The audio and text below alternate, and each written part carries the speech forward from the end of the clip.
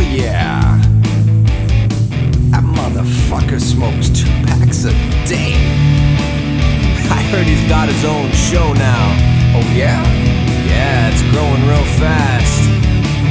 And now everybody's gonna be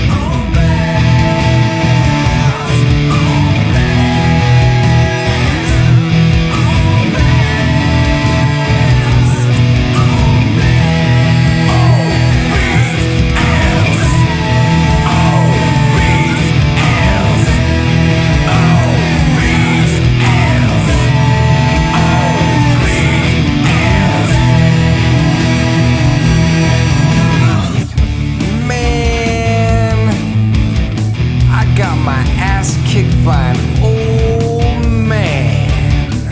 You think that's bad? He beat me down using only one hand. I heard he outdrinks the guests on his show. Well, by now, I'm sure that everybody knows.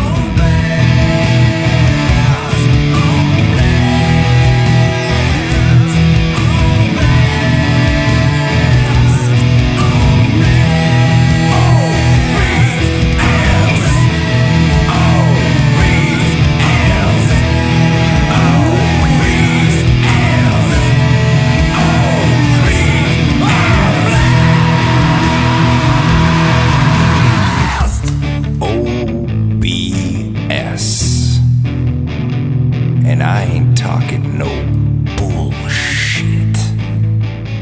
You hear about that guy? Calls himself James MK. And that dog Natus, he know how to play.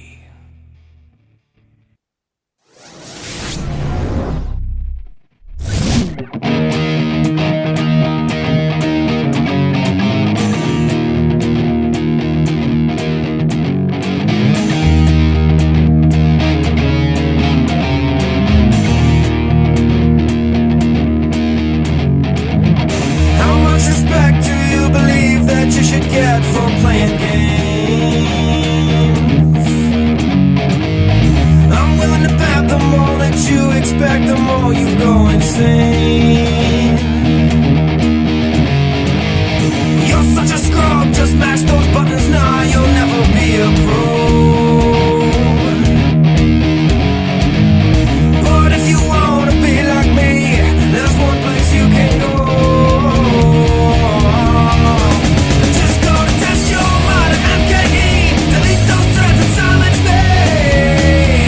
Illuminati, MK use place for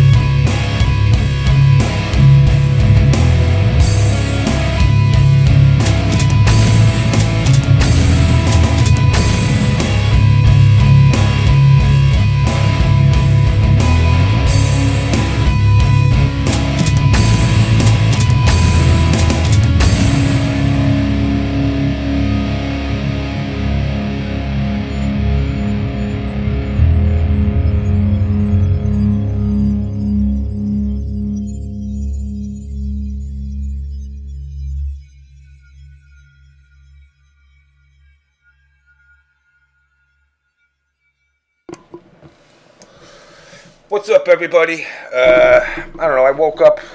I've been doing nothing but my transmission blew in my car, so I'm kind of trapped like a prisoner now to ponder the thoughts that go through my head. So I guess this is our 125th episode. Going to be a short one, not going to be too long, guys. But, I want to hit on this Anita Sarkeesian bullshit with this girl coming out demanding game companies do what she wants. Also want to talk a little MKX, not too much. Getting flooded with a lot of questions, which is fine for me, to be honest. I don't mind fielding questions, but when I tell you I don't know, it means I don't know. So if you ask me the same question in 12 different ways, it does not mean I'm going to give you a better answer. But one of the things that I also want to talk about, I've been hearing some chit-chat, a lot of unsatisfied KI players since fucking Rockman from the Neverending Stories made his presence felt in the KI game. Also, if anybody wants to get on and just talk about whatever, feel free to hit me up, James MK on Skype. But basically what it comes down to is the Anita Sarkeesian and company have made a list of demands, should I say, that they want game companies to follow suit. And again, fuck her, screw her. The best way to get somebody like this out of the way, because obviously this is opportunistic. She really doesn't care about the feminist movement. She's making profit from it. And if she's not making profit from it, let me tell you something. To go out and make demands of metal detectors and all this other shit, it's not a minefield. It's not a minefield, Vinnick. It's definitely not. What it is it's somebody that's looking for opportunity, who's actually taking the necessary steps to make it a pretty good opportunity for herself. She's obviously making money from giving these speeches at all these universities. She ain't doing this on her own dime. She's doing it under the guise of trying to play, and again, nothing to any African Americans out there, but she's trying to play Harriet Tubman for a scene in a video game community. And in no way am I trying to compare her to Harriet Tubman. This girl is nothing but opportunistic. She got metal detectors every time she goes to an event because she's afraid somebody's going to shoot her. It's like I'm going to start by going down a list of what she's actually asking, and then I'm going to analyze each one of these. For example, she wants game development companies to avoid the Smurfette principle, which is having one female character in an ensemble cast, let alone one whose personality is more or less girl or woman. Alright, so before I even go through the rest of these, her demands or their demands, if it's a group, understand something. These are video games. If you don't like them, don't buy them. And nor do you have the right to dictate how somebody makes the product they want to sell. If somebody wants to sell broken iPads and you're stupid enough to buy it, then that's shame on you. You got to do your own research. For example, let's talk about Mortal Kombat. Mortal Kombat has been a bloody game since 1992. Now, if you have an 8-year-old son and you allow her or him to play Mortal Kombat, that's reflective of you as a parent versus being reflective of the child. Okay, would you allow your 8-year-old to go rent a porno? No. It's the parenting job to make sure you see what your children do and do not play. You know, everybody's quick to pawn off the responsibilities that we have as people in general onto everybody else. It's not my fault that I can come on here whenever I do this show and act like an asshole or a jackass or dress up as a transgender or Jamaican Satan or, you know, tell people to suck my dick and cut my balls. It's your fault. You guys allow it to happen. No, I do this because this is what I want to do. If you guys do not like what I do, let me tell you something. There's 12,000 channels. You can sit in Maximilian's channel right now with the other 4,000 people that are watching it at 3 o'clock in the morning.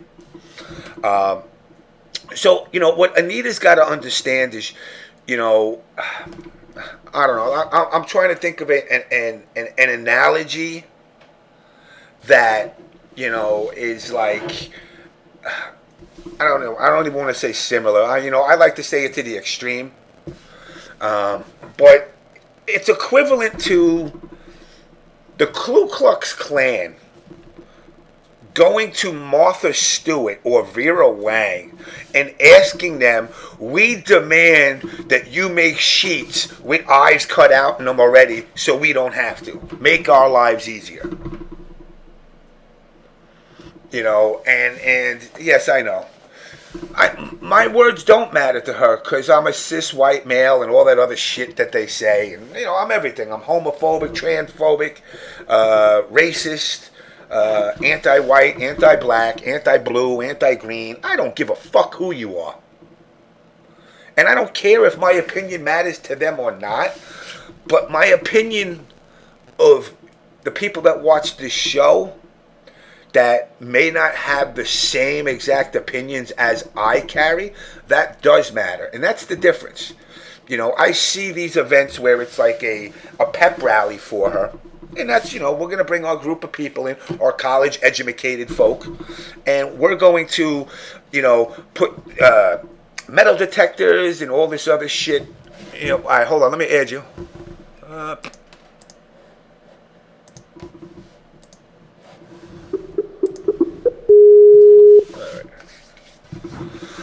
What's up, sir? How you doing, James? Good. Yeah, I woke up this like tonight around, I don't know, 11, 12 o'clock tonight, and I come across this article of Anita Sarkeesian and like basically dictating to gamers, game companies, should I say, how they should make their games more accessible to gamers or women gamers, basically to increase Generation P's pussyphonication to make these people even more pussy than they already are. Is she one of these feminazis? She's the head of the feminazis. Okay. She's the head of the gaming feminazis. You know, she believes that, you know, the game should be designed basically the way they want them to be. Now, don't get me wrong. You know, I am actually happy that, you know, Mortal Kombat 9 kind of did drop the big titties. Everybody had the same pair of titties. Even Shiva had a nice pair of titties. Yeah. Can't deny it. Gratuitous titty jiggles. It was great. You know, but now it's like at this point, now you look at the new one, they look a little bit more broad. That's not because of you, Anita, and your feminazi movement. It's because that's the direction that these guys choose to go. Now, for Anita Sarkeesian to make these ridiculous demands, you know, I say this.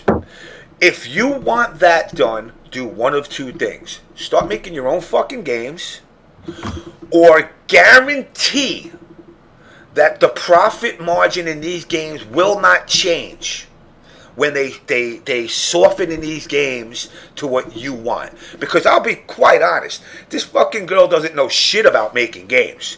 A lot of these indie people out there don't know shit about making games. I'll tell you right now, there's people that are in the gaming industry right now that should not be there. They're a musician that's hoping to make it in his big band, and he figures he takes a quick job and makes some video games. He has no passion for the industry. A lot of these people, not most, a lot of these people, they just say, hey, you know what? I could play video games and make a paycheck, and until I make it big as a band. Basically, the lazy stoner mentality. And that's what you get. And then when you get people like Boone and, you know, a lot of the guys at NRS following them, or, you know, the Capcom guys or the KI guys who actually have a passion for this. And I use fighting games as an example, but we can go to Koji, the Metal Gears, you know, we can go to any games that are out there, and you can find the ones that are passionate about what they do. Mm-hmm. You know, I don't see, you know, blind people going, you know, I feel the way you're portraying Metal Snake with a patch on his eye is kind of wrong to us. No, it's a fucking game. You know, and now they like to use and flood. They like to flood the scene with this. All gamers are misogynists, overweight, sitting in their mom's basement. No, I'm guilty of it. I say it to people all the time. But that's also not the case. They also like to spin the fact that they say the women hold more of the market, which is a crock of shit. Well, it's so easy to sway the minds of people today, you know. I feel like people will hear something and then one person will hop. I mean, it's been going on like this since the dawn of time, but it seems like nowadays it's pretty prevalent. Like people will like hear something, then another person will hop on that bandwagon, and after a while, you got a crowd of people, and then you know, some people don't know how to think now. So it's like, okay, I'm going to be guilted into doing something, or I'm just going to go along with what everybody else feels. You know, you're trying to change something that's been around, you know, for since '92? Yeah, pretty much. So, you know, it's like I feel like Mortal Kombat is like an American staple, like baseball and hot dogs. Oh yeah, without a doubt. It's you know, without a doubt. You know, Mortal Kombat has become the staple of American developers, because let's be real, how many real successful American development companies are left? Yeah. And, you know, even these guys took an ass whooping, you know, when Williams folded.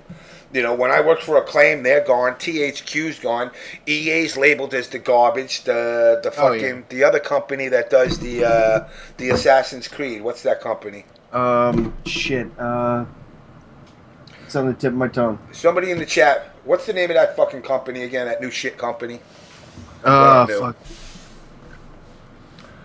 I can't remember the name. Somebody will remember it in a sec. But, you know, it's what's sad about this whole thing is developers are, you know, there to make money. Ubisoft, there you go. You know, developers are there to make money. And, you know, when you turn around and you say the market is based off of, you know, majority is swayed towards women gamers, we got to understand what they're really saying. They consider little Bonnie, who's 97 years old, who sits on her way to Queens, New York every day on the train, playing that fucking poker game, a gamer. Mm-hmm. That's where they're getting these numbers from. They're not talking about hardcore console gamers, you know, or all League of Legends gamers. They're talking across the board. Yeah. So, you know, little Bonnie, 98-year-old lady, the fact that you play Candy Crush on your motherfucking phone does not make you a gamer. Well, yeah, it's just like today when we get into the discussion of full-time employees, when the administration drops the full-time employee rate to like 30 or 35 hours. And then they call people full-time workers. And now we think, oh, there's not really an unemployment problem. And we're like, what the fuck? You know, people, it's just the way things work today. Yeah, they're like I said, they're skewing things now. And, you know, they're trying to do it to bend their quote-unquote agenda. You know, and again, before somebody comes out there and says, oh man, this guy James MK, he hates women. Listen, I love women. I like eating pussy. I like eating ass. I like having sex with you. I will treat you as an equal. I will pay you double if you do better than a man does. Yeah. I don't give a shit if you're black, white, purple, motherfucking green, or a goddamn Vulcan. I will fuck you if I like you. Nope. I will sit down with you. If you play video games, you're already one step to getting a ring on your finger. Well, it's funny, you know, it's like these elitist groups, you know, they talk about equality, but in the end, it looks like they just want to be better than you. And that's what it is. That's what it is. The money that she's taking in, you know, again, I'm not, the Gamergate thing is it's really a fucking unsolvable puzzle where people are just going to dilly-dally around it. Nothing is ever going to get solved from it. And then people will eventually just say, fuck it, leave it alone, let it fade away. Mm-hmm. You know, is there fucked up gamers? Yeah. There's fucking douchebag motherfuckers going out there swatting people. Oh, yeah. That's the dumbest fucking shit. Yeah. That is the dumbest shit, because, like I said, I'm armed. If somebody bangs on my door like that, I'm grabbing a gun, and if a SWAT team knocks my door down and sees what I'm packing, they're going to drop me like a bad habit.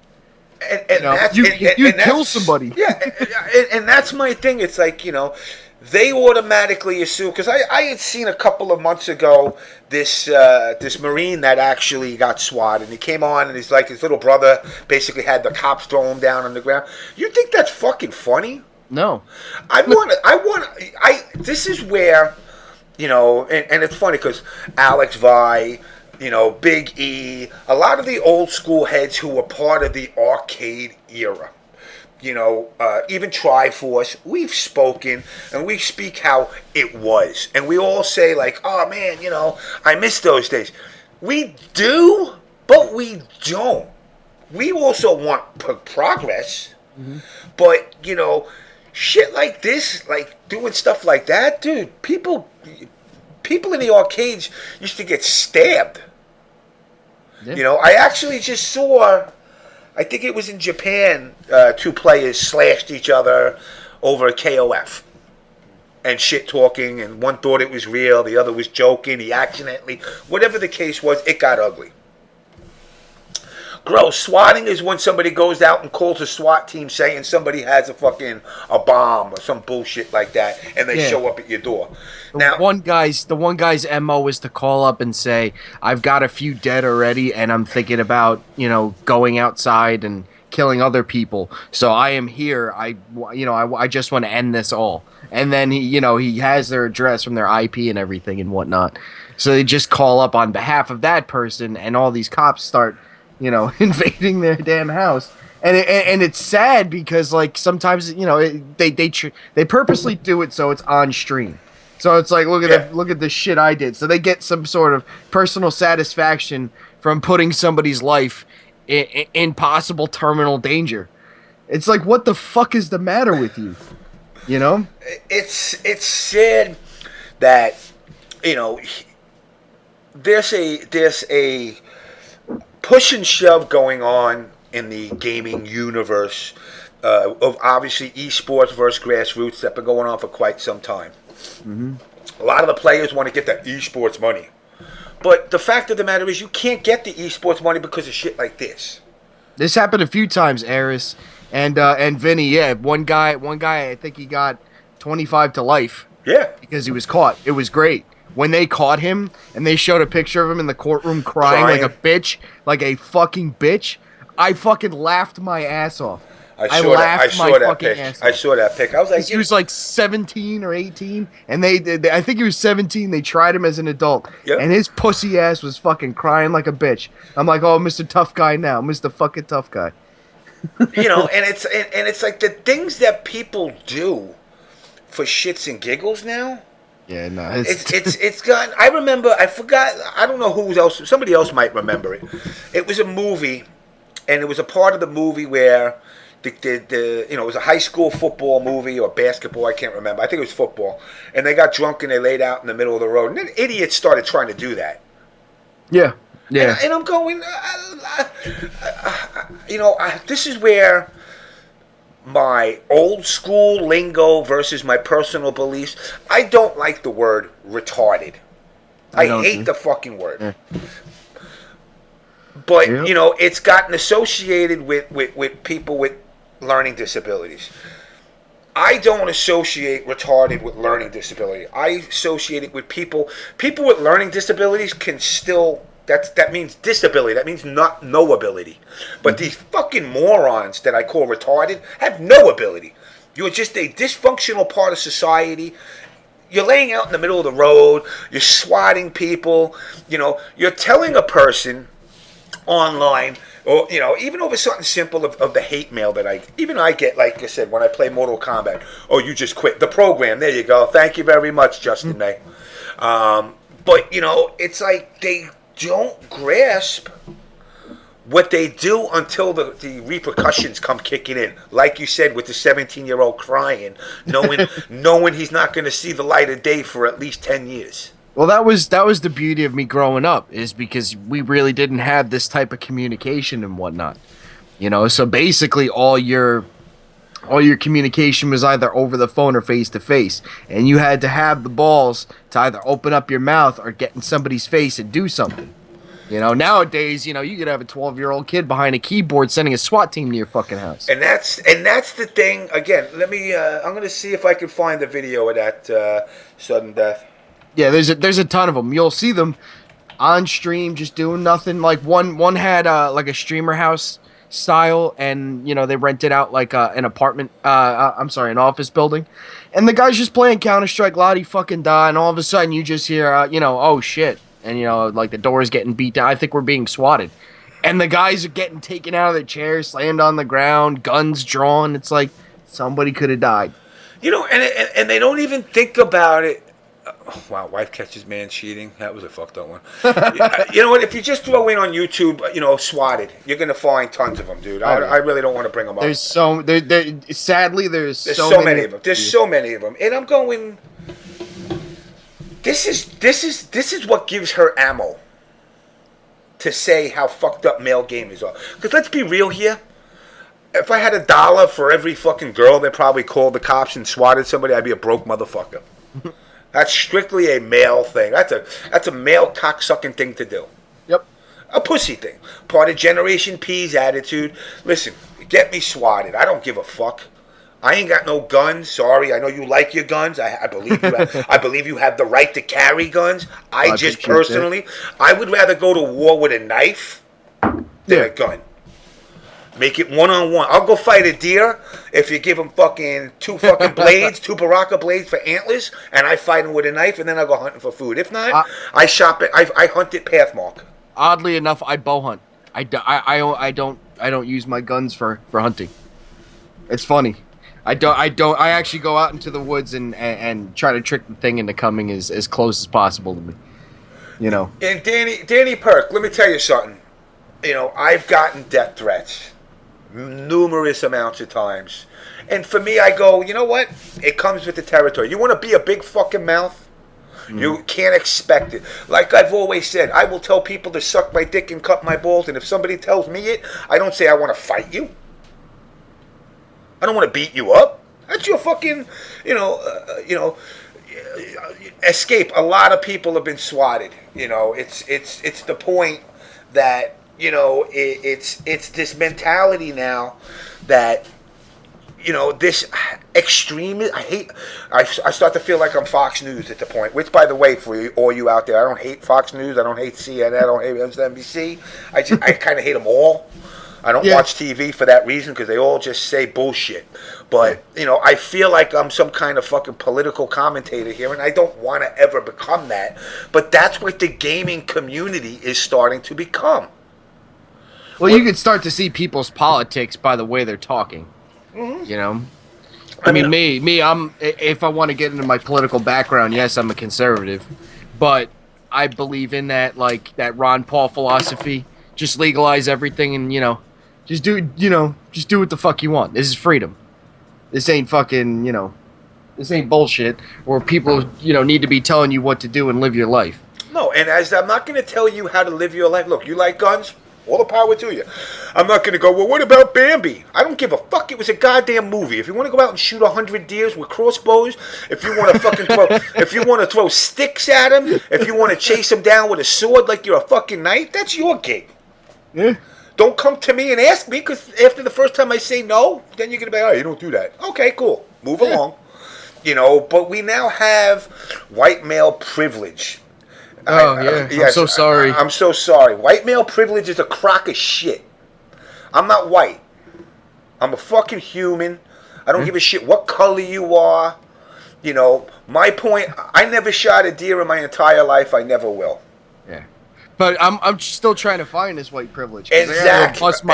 I gotta go bust my ass at work every day. You know, I want to know where this white privilege is because I'm missing the fuck out. Now, Zach actually just mentioned it, and you know something? I saw that one because I have a feeling even Ice-T was like, really? This is what we got to do for a fucking episode? I can guarantee you people are like, yo, this is stupid. Yeah. You know, but, you know, again, you know, Danny Perk saying, I'm a far left bleeding heart liberal, but to me these extreme gender activists are unbelievable. I agree. And what it's doing, you know, and I don't like to call anybody a bleeding heart liberal. Yeah, I don't like liberal conservative. I tell them, I'm fucking me. Mm-hmm. You know, I believe if you work, you get. If you don't work, you get shit. If you want to get 55 abortions, fuck you. If you're going to make the government pay for it, we're going to sew your cooch up. That's it. You can't have babies no more. Take that right away. Let's go to some 1984.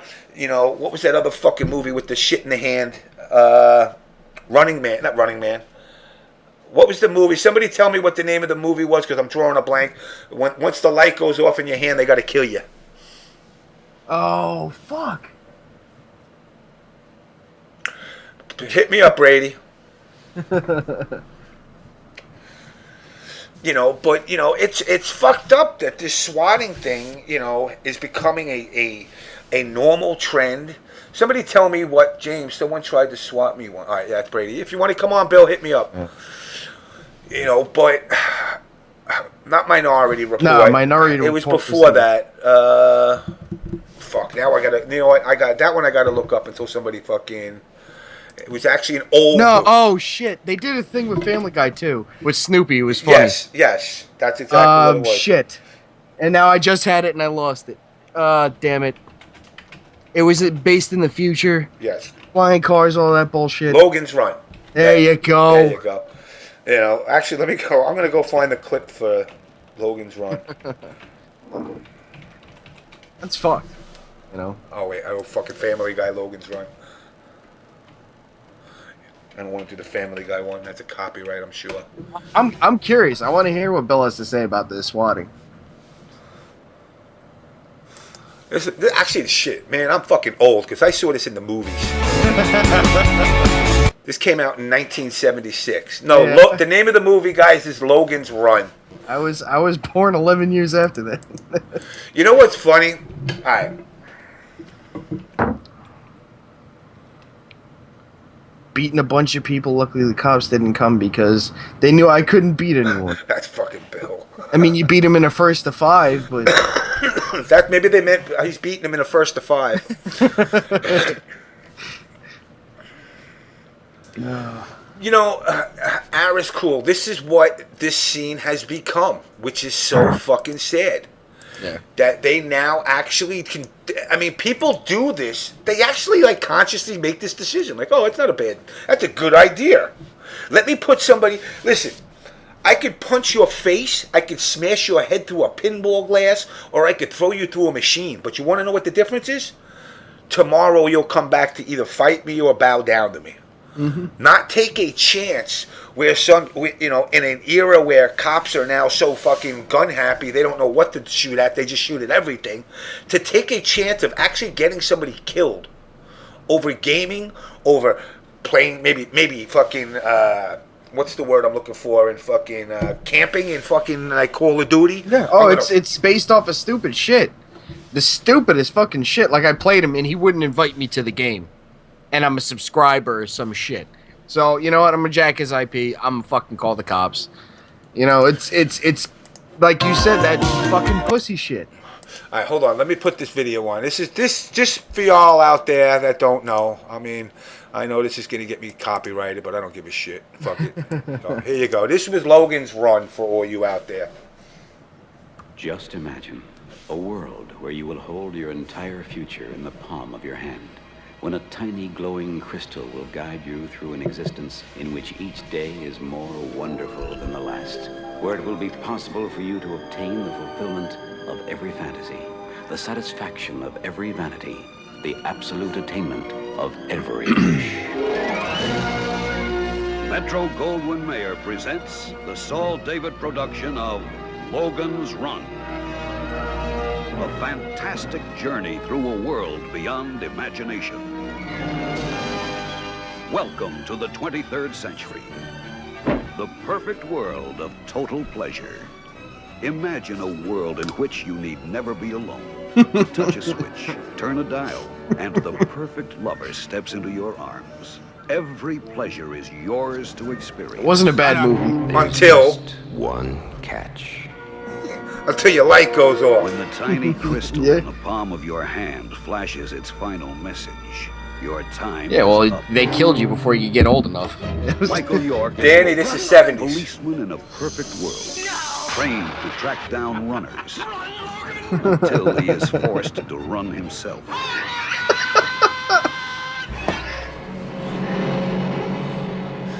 Now I know where Prince stole his symbol from. I'm your friend, I understand. We all go crazy once in a while. But she's a runner, and it's over. Box, High-tech. an incredible being, more than human, more Wants this than high-tech machine. robotics. Diabolical guardian of the gateway to freedom. Or Logan and the woman who loves him.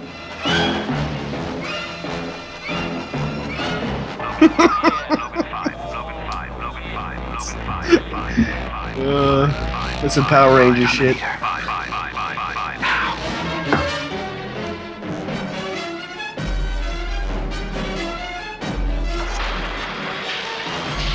So I mean, basically, you guys get the drift. You know, this is, you know, we're in an era where literally this is becoming a reality. We're gonna give you, and right there's the first problem. We're gonna give you. Listen, anybody out there that's dealt with the mafia, or any organized crime, or any business, or any person on the street, nobody gives you shit. No. Now, yeah, people, I mean, I've given money to homeless people, knowing damn well that probably maybe they'll fucking go buy booze with it. Maybe they'll go buy food with it. I don't know. I don't stick around to find out. But there is an expectation. Psychologically, in that person's head that gave that money, oh shit, next time I see that dude, I hope he acknowledges me. Now, a lot of times it don't happen. You're just another sucker that might have given him a buck. But in your head, there is an expectation for something to come back. Maybe karma. Oh, I should get good karma now. I gave this guy $50. You know, maybe maybe you're in trouble with something. You know, I don't know. Maybe you go into court and you're like, well, God. You know, all of a sudden you find faith. You're like, God. Well, I gave that guy $50, so I should get off on the speeding ticket. Mm-hmm. Now, the point is, you're expecting something. Soylent Green is a great movie too. That was during the three Charlton Hestons, the Planet of the Apes, Soylent Green, and I forgot what the name of the Dracula one was. There was a Dracula one he did with Tendo. People! You're eating people! That was a great movie. I loved the 70s movies, man. 70s was the shit. 70s was the shit. You know, but, you know, getting back to Anita, you know, this mentality that you're going to force gaming companies somehow to become more receptive to a group of people without putting anything up is a horrible way to go about it. Well, it's our First Amendment right to express ourselves.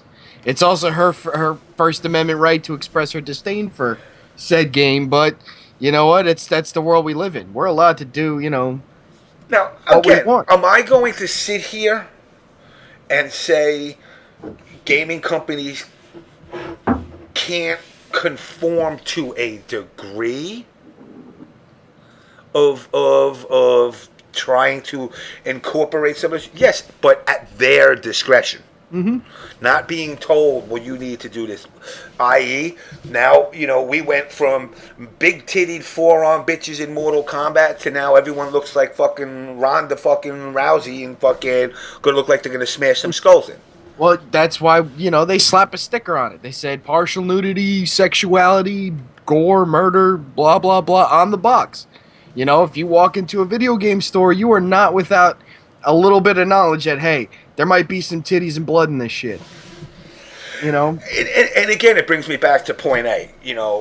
Who are you doing this for? Are you doing it for the women of the universe? Or are you doing it for the children? Because the children shouldn't be playing these games at all anyway. Mm-hmm. I mean, we've all seen the video of her talking about, I forgot what the game was where they go into the strip club and they're dragging the fucking stripper by the hair, but they don't tell you, well, you were supposed to not do that. Mm-hmm. It's an option. Mm-hmm. But you could go and play Grand Theft Auto right now. Stop at every red light. Wave at your neighbors and whatnot. You don't have to break the law. I think the makers of Grand Theft Auto, Rockstar, I think because it's a law, you need to incorporate that if you don't put your seatbelt on in every car that you steal, that you automatically get 3 lights. And on top of that, talking on your phone while driving is not good either. That's against the law. That game is genius because it really like after you're done, you take a step back and you're like, wow, and you take a look at all the fucked up shit you did, and you're like, wow, there must be something wrong with me because I went on a killing spree of nothing but like tourists with their pants pulled up to their heads, and then I just beat the snot out of some strippers. So obviously, I hate women. And stupid people make me angry. Now, in Grand Theft Auto, here's a perfect example. I could pick up a hooker, go to the back alley, give her $100, bang the snot out of her, and then when she gets out of the car, beat her up and take the money. And you get your health back. And I get my health back, too.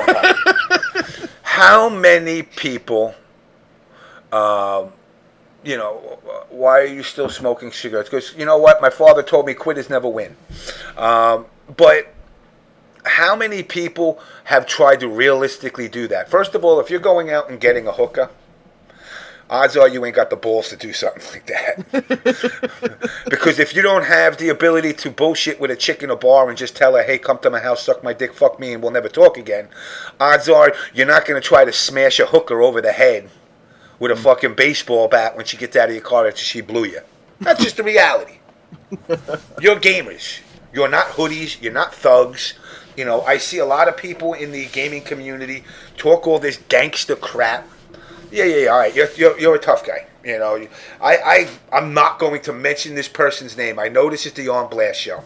There's a particular person out there on the West Coast who had told somebody, like, basically given them a lesson in life and gave them that, I'm from the streets.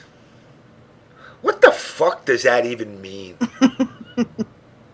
Because you're from the... Listen, yo, motherfucker, I'm from the burbs. In fact, Nassau County, #1 richest county in America. Not in New York, in America. I live in the richest county in America. So I know what it is to suffer. Oh, yeah. Well, I'm in Bergen. Yeah, we're like... Bergen, Bergen's another like hood. 3 or 4. The mean streets of Bergen County. Oh, look out! And it's like, I hear this shit and I go, I don't give a fuck what hood you came. What makes somebody more fucked up in the head? All right, I was one of the original wiggers in the '80s. I went to the hood on purpose. Parachute pants, cardboard breakdancing. Motherfuckers would turn around and be always telling me when I was growing up, yo, I just want to get out of here. I want to move to the burbs. I'm going to your town to hang out. From the burbs. Yeah. Coming home 3-4 days later, my parents were like, where the fuck were you? I was like, oh, Hollis. What are you doing in Hollis? Oh, I met this dude, Reverend Run. We were hanging out. What the fuck are you doing here? Breakdancing. What the fuck is that? And then I got my parents going, why are you acting... my brother my brother hit me up with it more than anybody else. Why you got to be a fucking nigger? And I was like, I don't know, I'm just being me. And I will admit, there's and it's funny because you listen to the way people talk, there is a transition that does happen for a white kid that hangs out with predominantly black. It's not something that's controlled. It's kind of like when you bring somebody and send them, if I send your ass to Australia for 20 years, you're going to be like, good day, mate, and people are going to be like, yo, what the fuck? You just product of your environment. Yes, it's a natural thing that will happen. Look at somebody like Eminem. D-Town, man. I've been to the mean streets of Detroit. Fuck. That place will make you hard. No softies in Detroit. It's Africans in Africa are way... Galaxy, you are 500% right. Fucking blood diet, you think your life's hard? Try picking through the dirt for diamonds with a gun to your head. But they'll rob you for a candy bar. They don't care. I mean, motherfuckers here will be snatching, Beats headsets off motherfuckers sitting on a train. Yeah, they snatch your 5-year-old son, feed him cocaine, and teach him how to shoot an AK. But, again, let's go back to Anita. So, as I went through this, I started going through this list. All right, so her demand number 2. Lingerie is not armor. Dress female characters as something other than sex objects. So, let me understand. So, Laura Croft is wearing a teddy? Mm-hmm. I know, fucking Sonya Blade was, right? And this is the funny part. We can use Mortal Kombat as an example. They have dressed their girls sexy. They've also dressed their girls down. Mm-hmm. But, people got to understand, this is a business at the end of the day. Yeah. Now, how many girls play fighting games? Well, we all see that when we go to events. Not too many. Mm-hmm. But there's a lot of fucking horny guys that jerk off 14 times a day. So am I going to give you what you want, or am I going to give those 6 girls that they want some flannel wearing, blue jean fucking Shiva looking motherfucker? I'm here to make money. I'm here to make entertainment. Mm-hmm.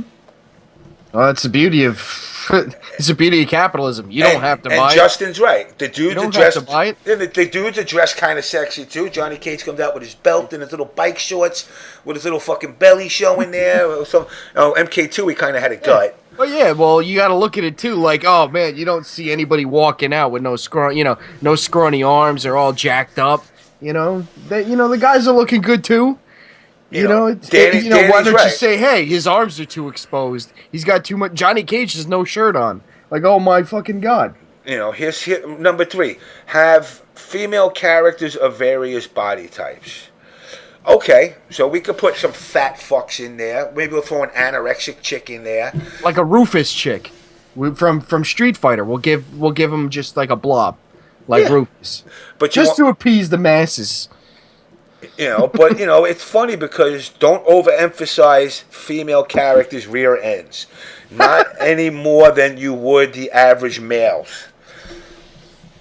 Again, you're cutting into what's been dictated as law.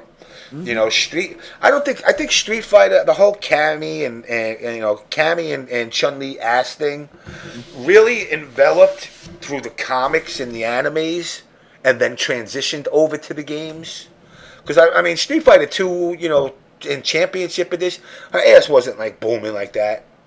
So it was something that, as time evolved, it was a combination of things. You're not going to change that. Now, people don't have to. Hey, look, let's be realistic here. I'm sorry, I'm stereotyping Asian women.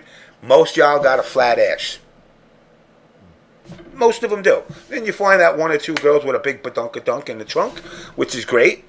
Usually got to go up to the Philippines to find a big booty Asian. They got that Hispanic in them. Hopefully my wife's not watching the On Blast show right now. Include more female characters of color. Jade, Tanya, Sonya. We got black, white, brown. Jackie. Again, this is like, so what? It's like you want to take the Spice Girls and turn them into a lesbian group and have them go play fucking Mortal Kombat. Really, that's what you want? Then make it. And if it sells, guess what? You'll become a fucking trillionaire, and you'll make fucking Spice Girls 2 and make another $1 trillion, and it'll do well. Was this pre-story trailer? Because Jackie's there. Yeah, no, this is around the same time. And she's got a ton of clothes on, so does Cassie. I'm telling you, these girls aren't, you know, now I seen the DOA community ban a couple of outfits from DOA because they're too suggestive. If that's the route that the community wants to go, all the power to you. Yeah, that Melina costume 3 from MK9's a ton of ammo. It's toilet paper. Animate female characters to move the way normal women, soldiers, and athletes would move. This is fantasy. You know, again, this is. I've said this before. I want to remake Super Mario, and I want Mario's nose to be where his penis is, and I want the sky to be green, but the grass to be blue, so you really can't tell what it is. You got chicks with fangs that do purple teleports and magically throw shit out of their hands, but you want them to move like normal. It's fantasy. Now, there is supposed to be, believe it or not, I can't concede on this a little bit and say that, you know, when developing games, there does have to be some sense of realism. You know, there are certain rules that need to apply no matter how much of a fantasy world you want to make. Mm-hmm. You know, people see with their eyes, not with their nose. You know, you can't change certain lore and certain laws of fucking reality to make a game. You know, yeah, but I didn't see like Katana twerking and shit. I mean, she was in a fighting stance. You know, it's not like, you know, they had him fucking. Well, Jade was riding a pole, but fucking, you know, they didn't have him in this weird position that's unrealistic. When you get into a fighting stance, chances are you got a little bend to the knee. And if your ass is a little exposed, so be it. Now this one, number 7, really makes me go, what the fuck? Record female character voiceovers so the pain sounds painful, not orgasmic. Oh, please.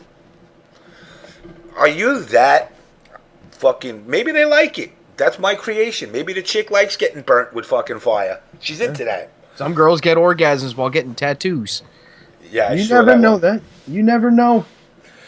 Include female enemies, but don't sexualize those enemies.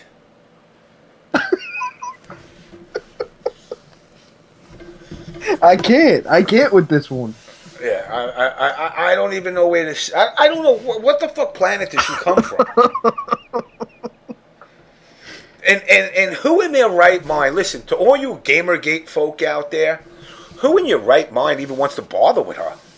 She'll just go away. Yeah. If you don't pay attention to her and don't pay her no mind, she eventually just leaves because companies are going to be like, no, sorry, we don't want to get involved with that. Didn't you tell us to like destroy our game and make it into a whole new game where fucking people, instead of stealing cars, people are riding flowers all over the place?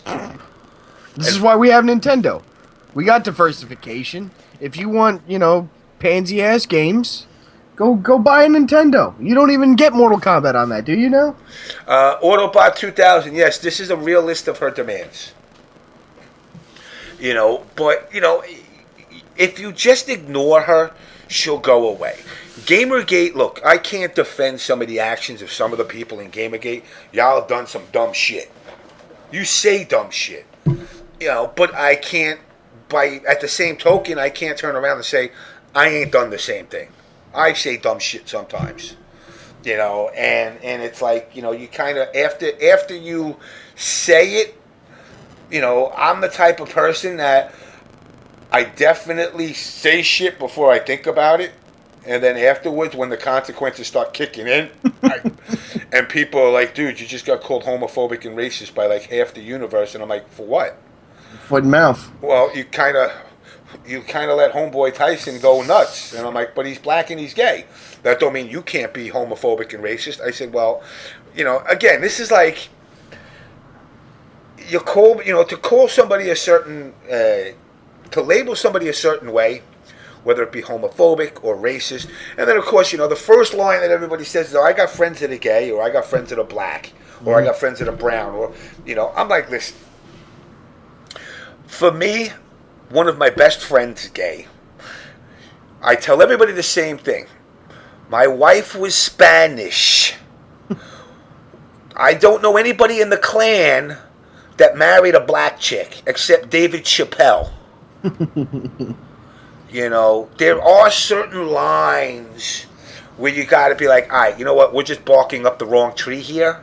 You're not going to convince anybody that this guy's a certain way. I don't give a fuck if you want to stick your dick in the dirt. Mm-hmm. I don't give a shit if you want to eat ass or you want to have ass eaten. It's not my business. Yeah. Well, I've got a black in my stream. I've got a black moderator who happens to be a homosexual. I've got a girl on my team in my fighting game team. You know, I don't care what you do with your body.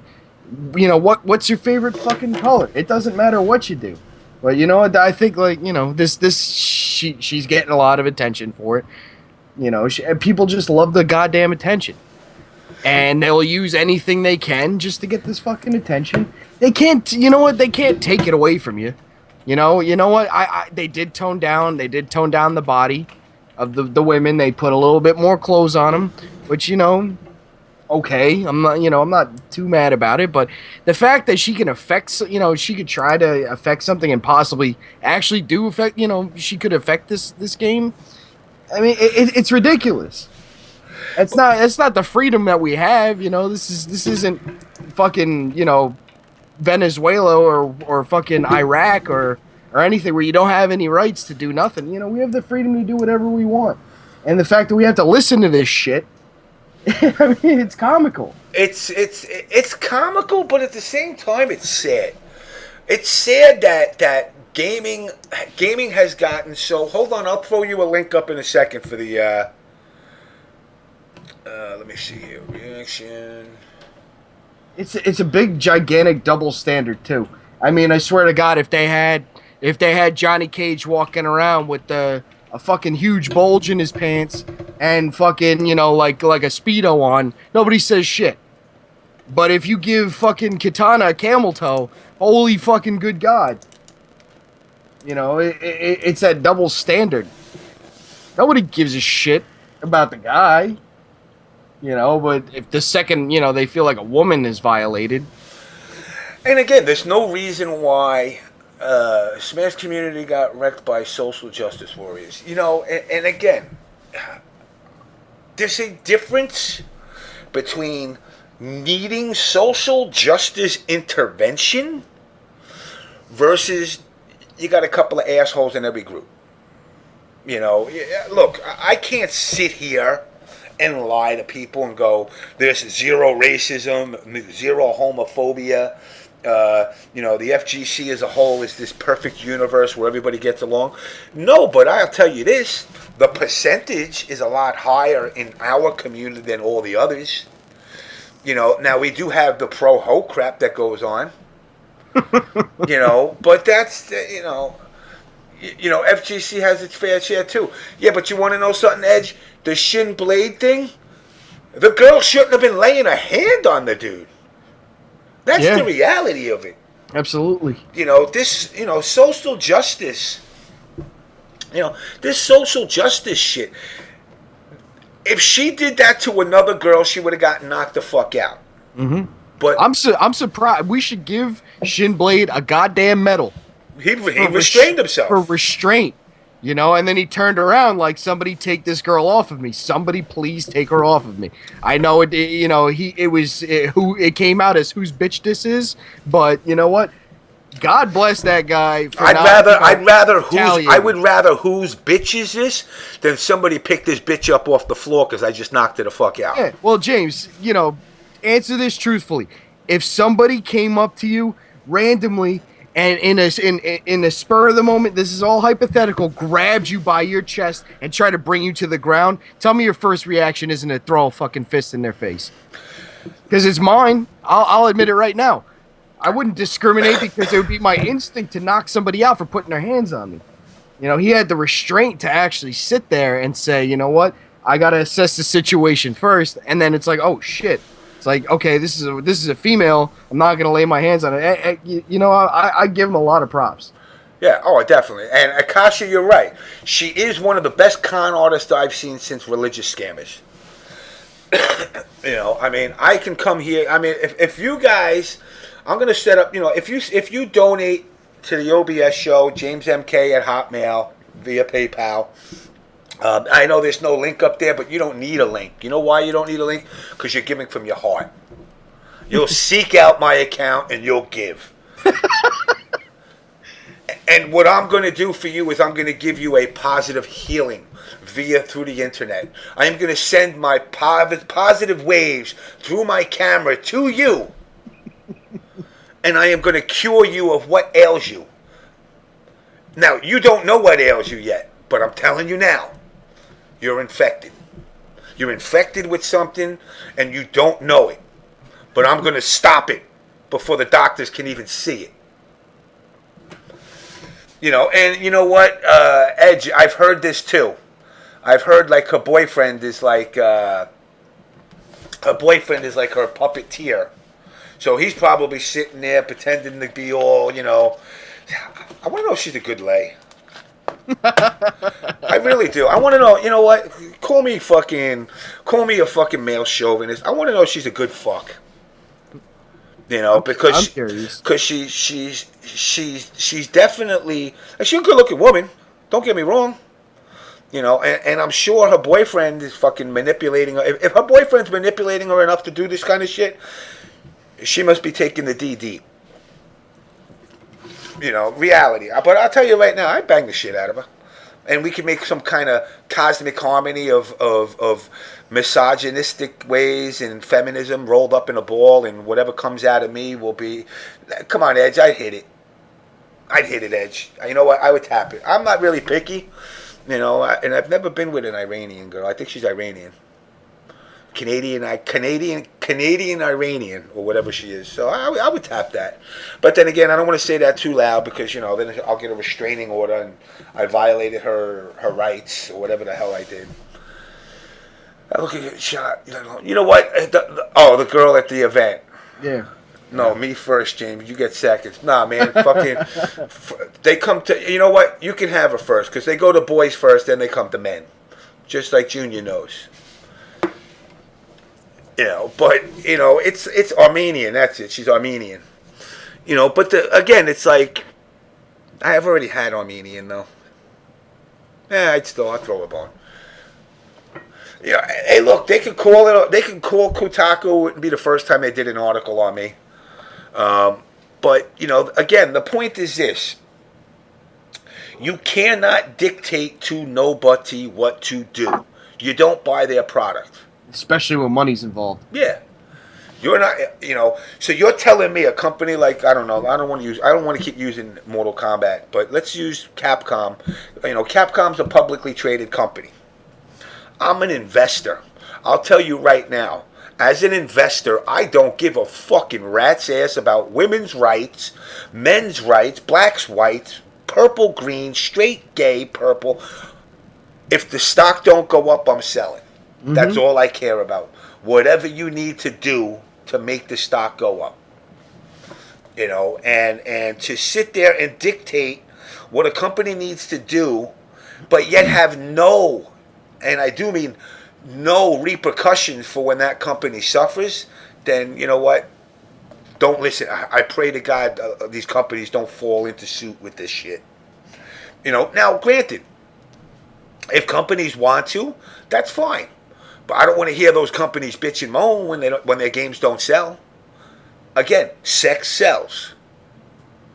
You know, if you had a choice, and I'll put everybody that's in the stream right now, if you could play Barney's Adventure or Barbie's Bangin' Beach Bingo, which game do you more likely see yourself going out and buying? You gotta buy one. And it's like, well, gee, do I want to listen to a big fucking doofy ass purple fucking dinosaur? Or do I want to see a half naked Barbie who doesn't even have an ass crack on her? You know, because she looks just like the doll, you know, but you're gonna go with that. Yeah. You know, yeah, I know. Jojo, you're going with the Barney's Adventure. Good luck. You couldn't be any more. Oh, yeah. I mean, you know, I got shares of Microsoft too, and it scares me. That's why I love when people tell me, like, man, you're just a PS fanboy. I'm like, actually, I don't have no Sony stock, but I do have Microsoft stock. I just think their system's ass. Yeah. Yep. You know, you're not drunk. You're totally sober, Jing411. You have to buy either one of them. Uh-oh, here's an Ask FM question. Holy shit, I got Ask FM questions already? Damn. Sweet. James, is it true that CD Jr. has a shrimp dick? No, he has a Dominican dick, but it's probably the size of a shrimp. James, what would you do if you saw a asshole gaping the size of a grapefruit? Walk away. Yeah. James, I have a Dogu Diku Stiku Imo Pusu. Help me, please. I don't even know what the fuck that is.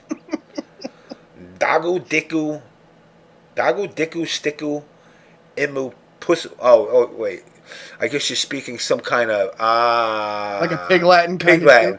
So you got a dick stuck in your pussy. Please help you. I don't help with that. You know, take it out and I can help. But if there's one in there already, I can't do nothing for you.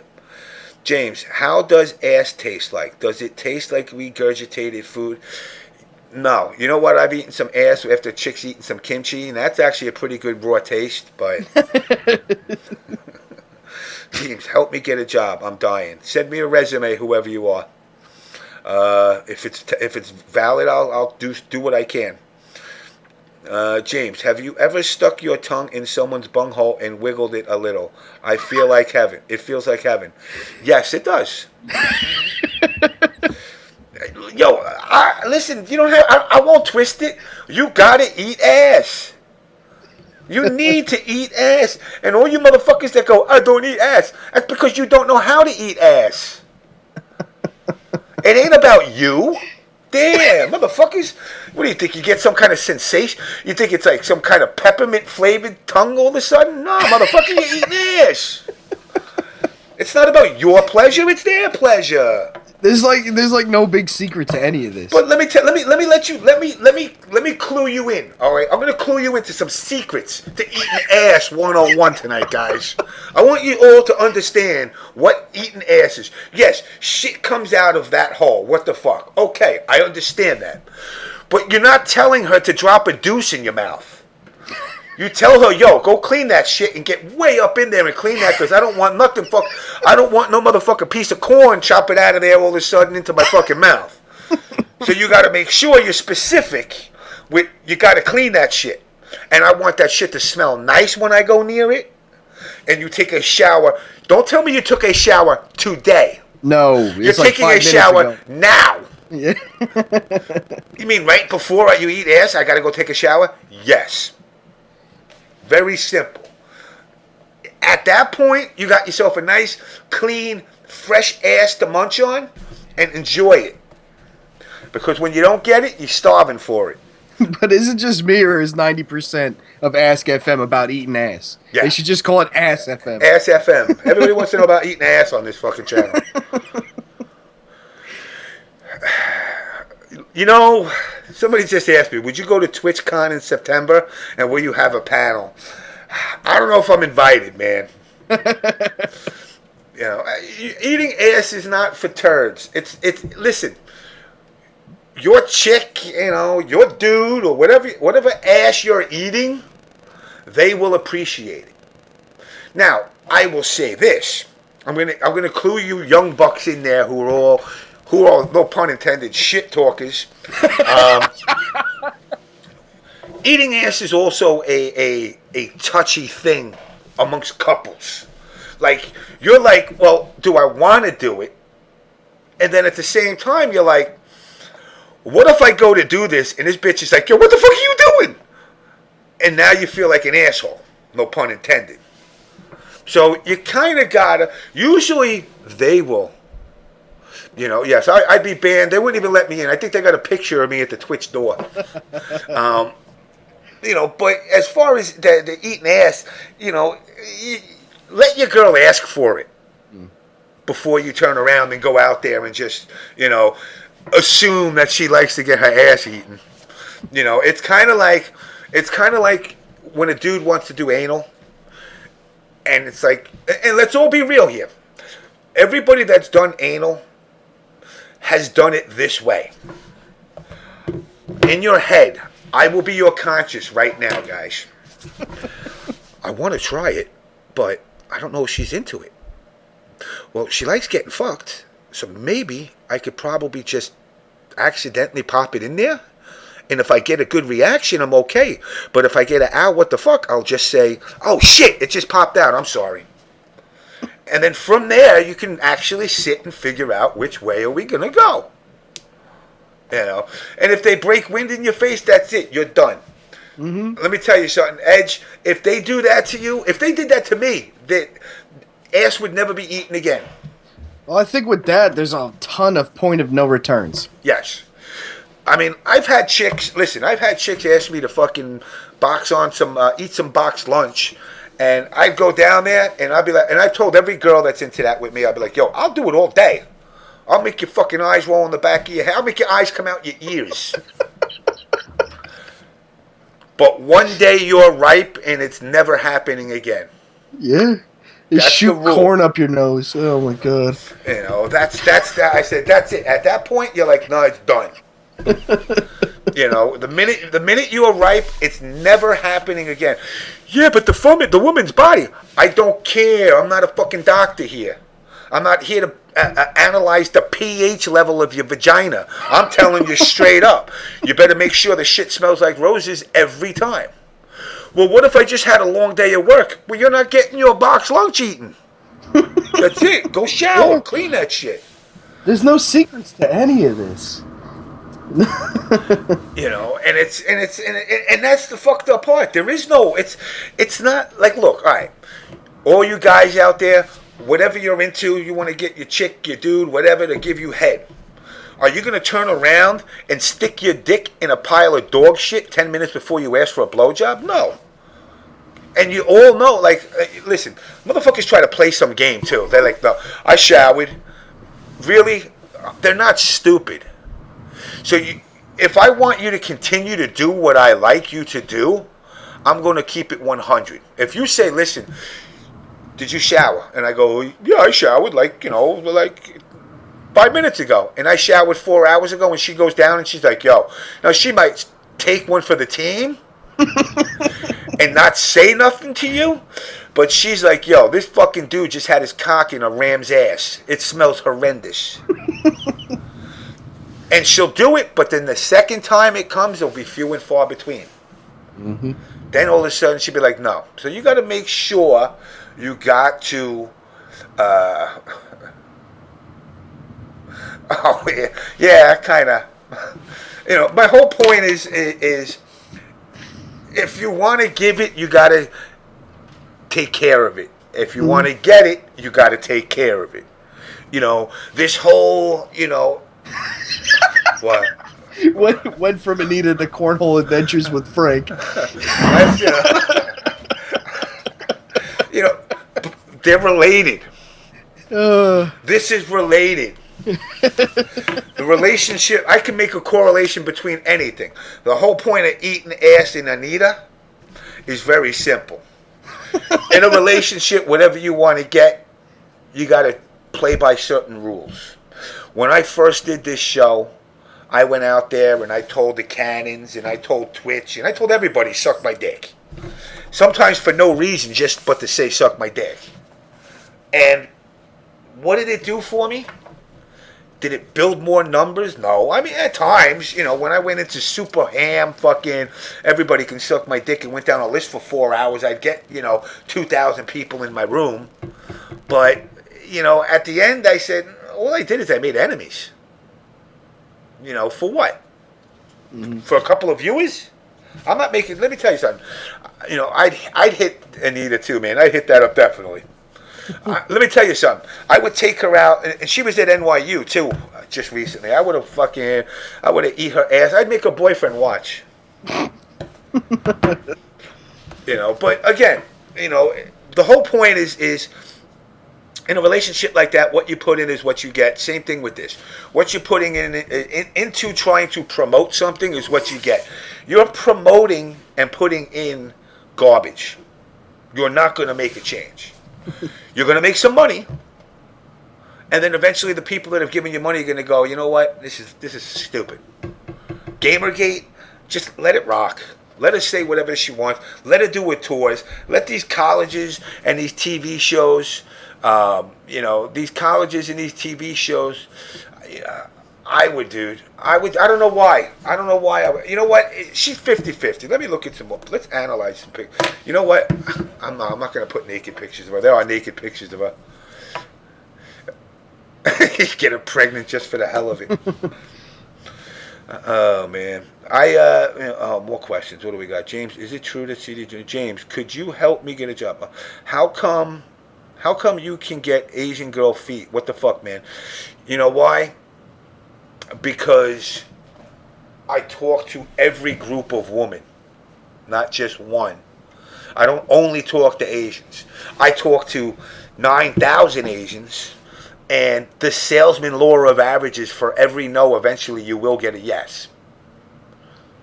You just hope the yes. Let me tell you something. I've had some Asian chicks that I've hooked up with that, like, the Prada pocketbooks and all the bullshit, and I'd be like, yeah, this is going to last.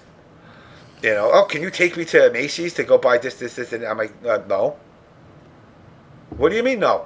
I ain't buying you shit. You got a job. Oh, you're supposed to take care of me. Bitch, you got more money than me. Take care of me.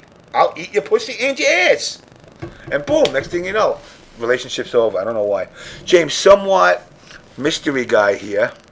I'm still going to message you, but I just don't want to come off as a weak person, Soon, man. Yeah, that's fine, man. I know you keep hitting me up. James, why do men do anal with women, but they won't do it with another man? Okay, I'll explain that. Because, when a man typically is a man, just look at men and female like north and south on a magnet.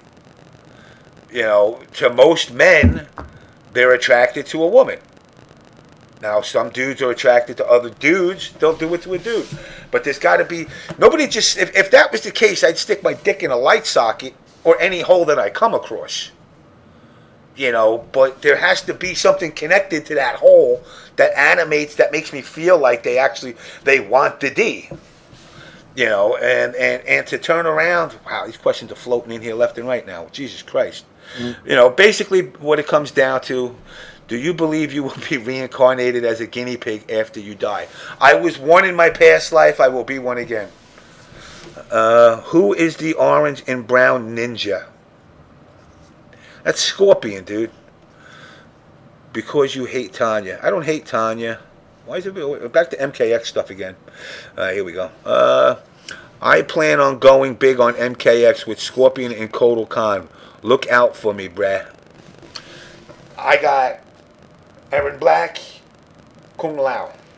And then, fuck that. I'm going to main everybody. Sub-Zero Katana. Watch out. I like story mode Sub-Zero, though. Yeah. He looked pretty badass. Yeah, I sent you that picture I made with Chuck Norris. Yeah. Dude's Chuck Norris. He's top tier, guaranteed. Hey, Tremor at least in the game. At this present time, negative. Red Scorpion. That was the troll in Facebook pages. But again, guys, and getting back to this whole social justice stuff, coming from the arcades of the 70s, the 80s, the 90s, the zeros, and now the 10s,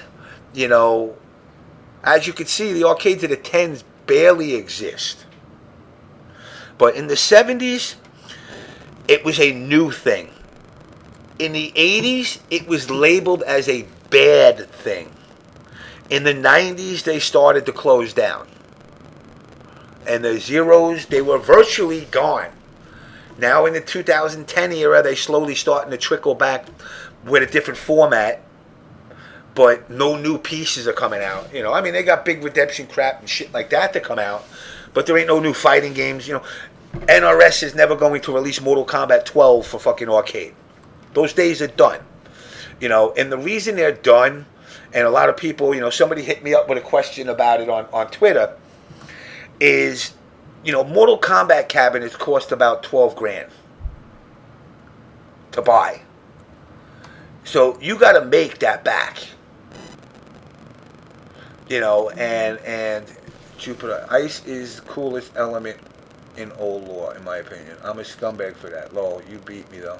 Oh. We're talking about NEC. Yeah, we played each other in NEC.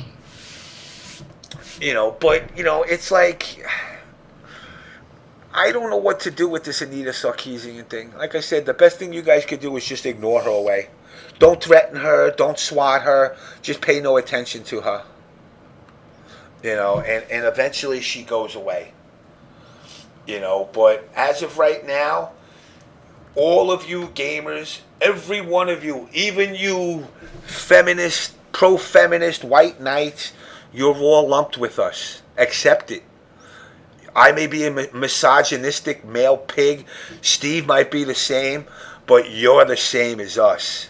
You can't separate from us because you're in this community. You know, and you look at like the Smash community and, you know, some of the anime community. That's where I see the Justice Warrior stuff the most.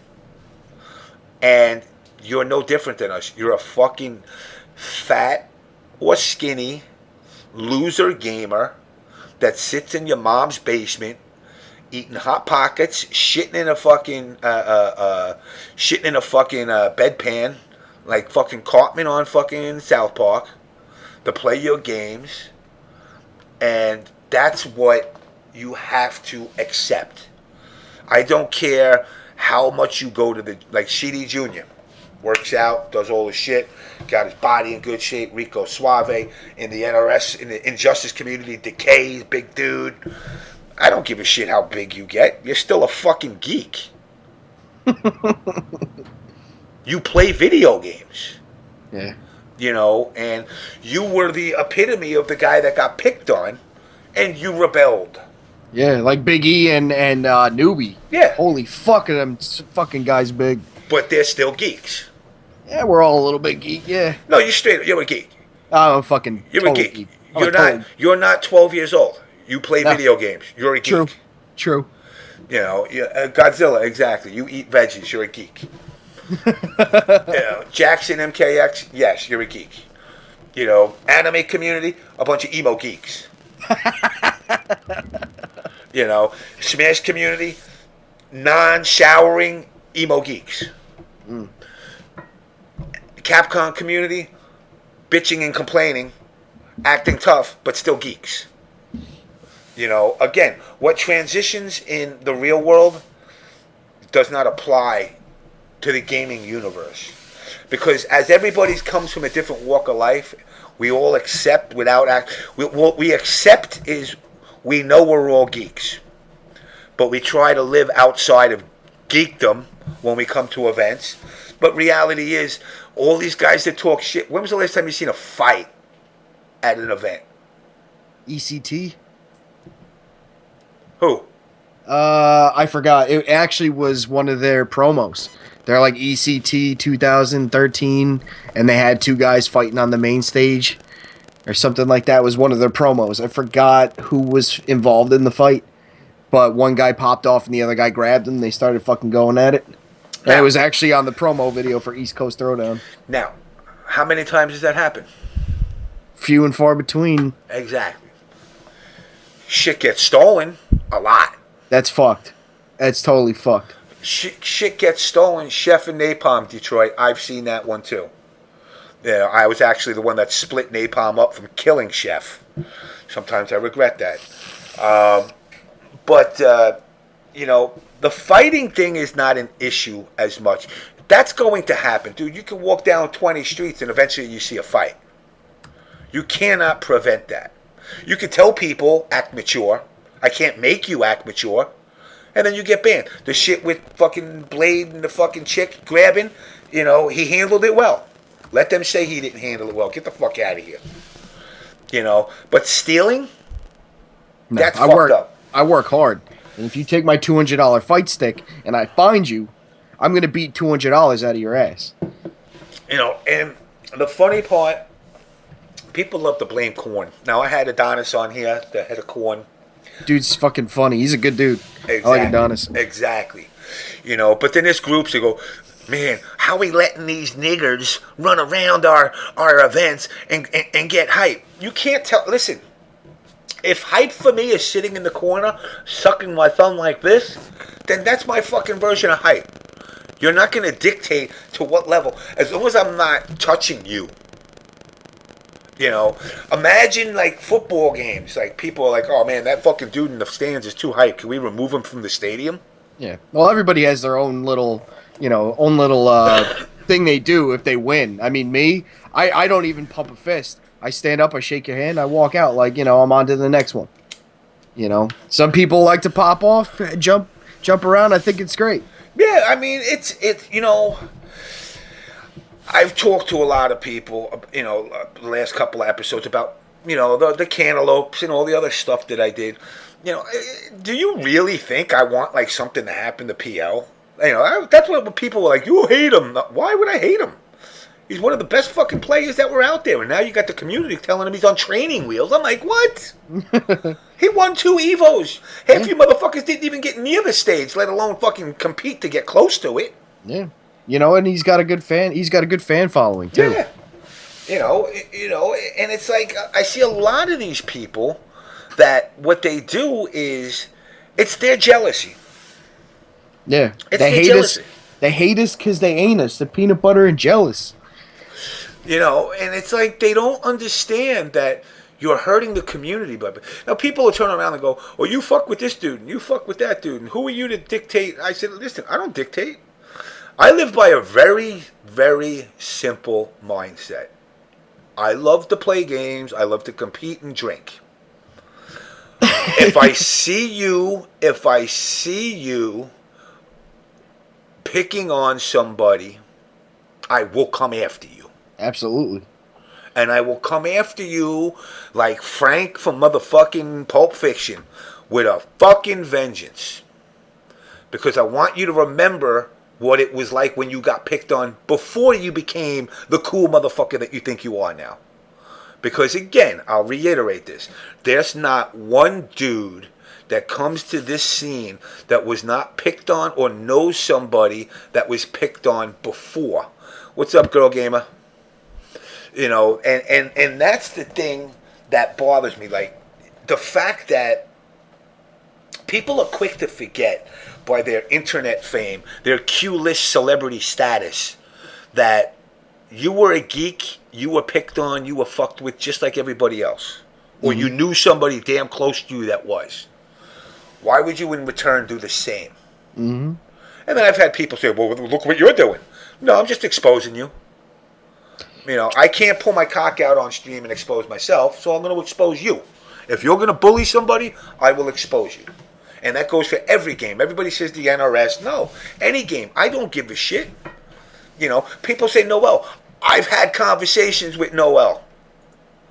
All in all, Noel's a great guy, but he does get salty. He gets blamed. He gets blamed for shit a little too much.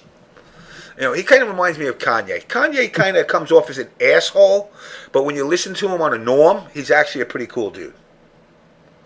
But when he's got to try and make a name for himself, he's got to go up there and tell everybody, I think this person should win and not you, and all that other shit. But I watched. I think it was the SNL 40th anniversary thing. Mm-hmm. He was in there, and they were breaking his balls.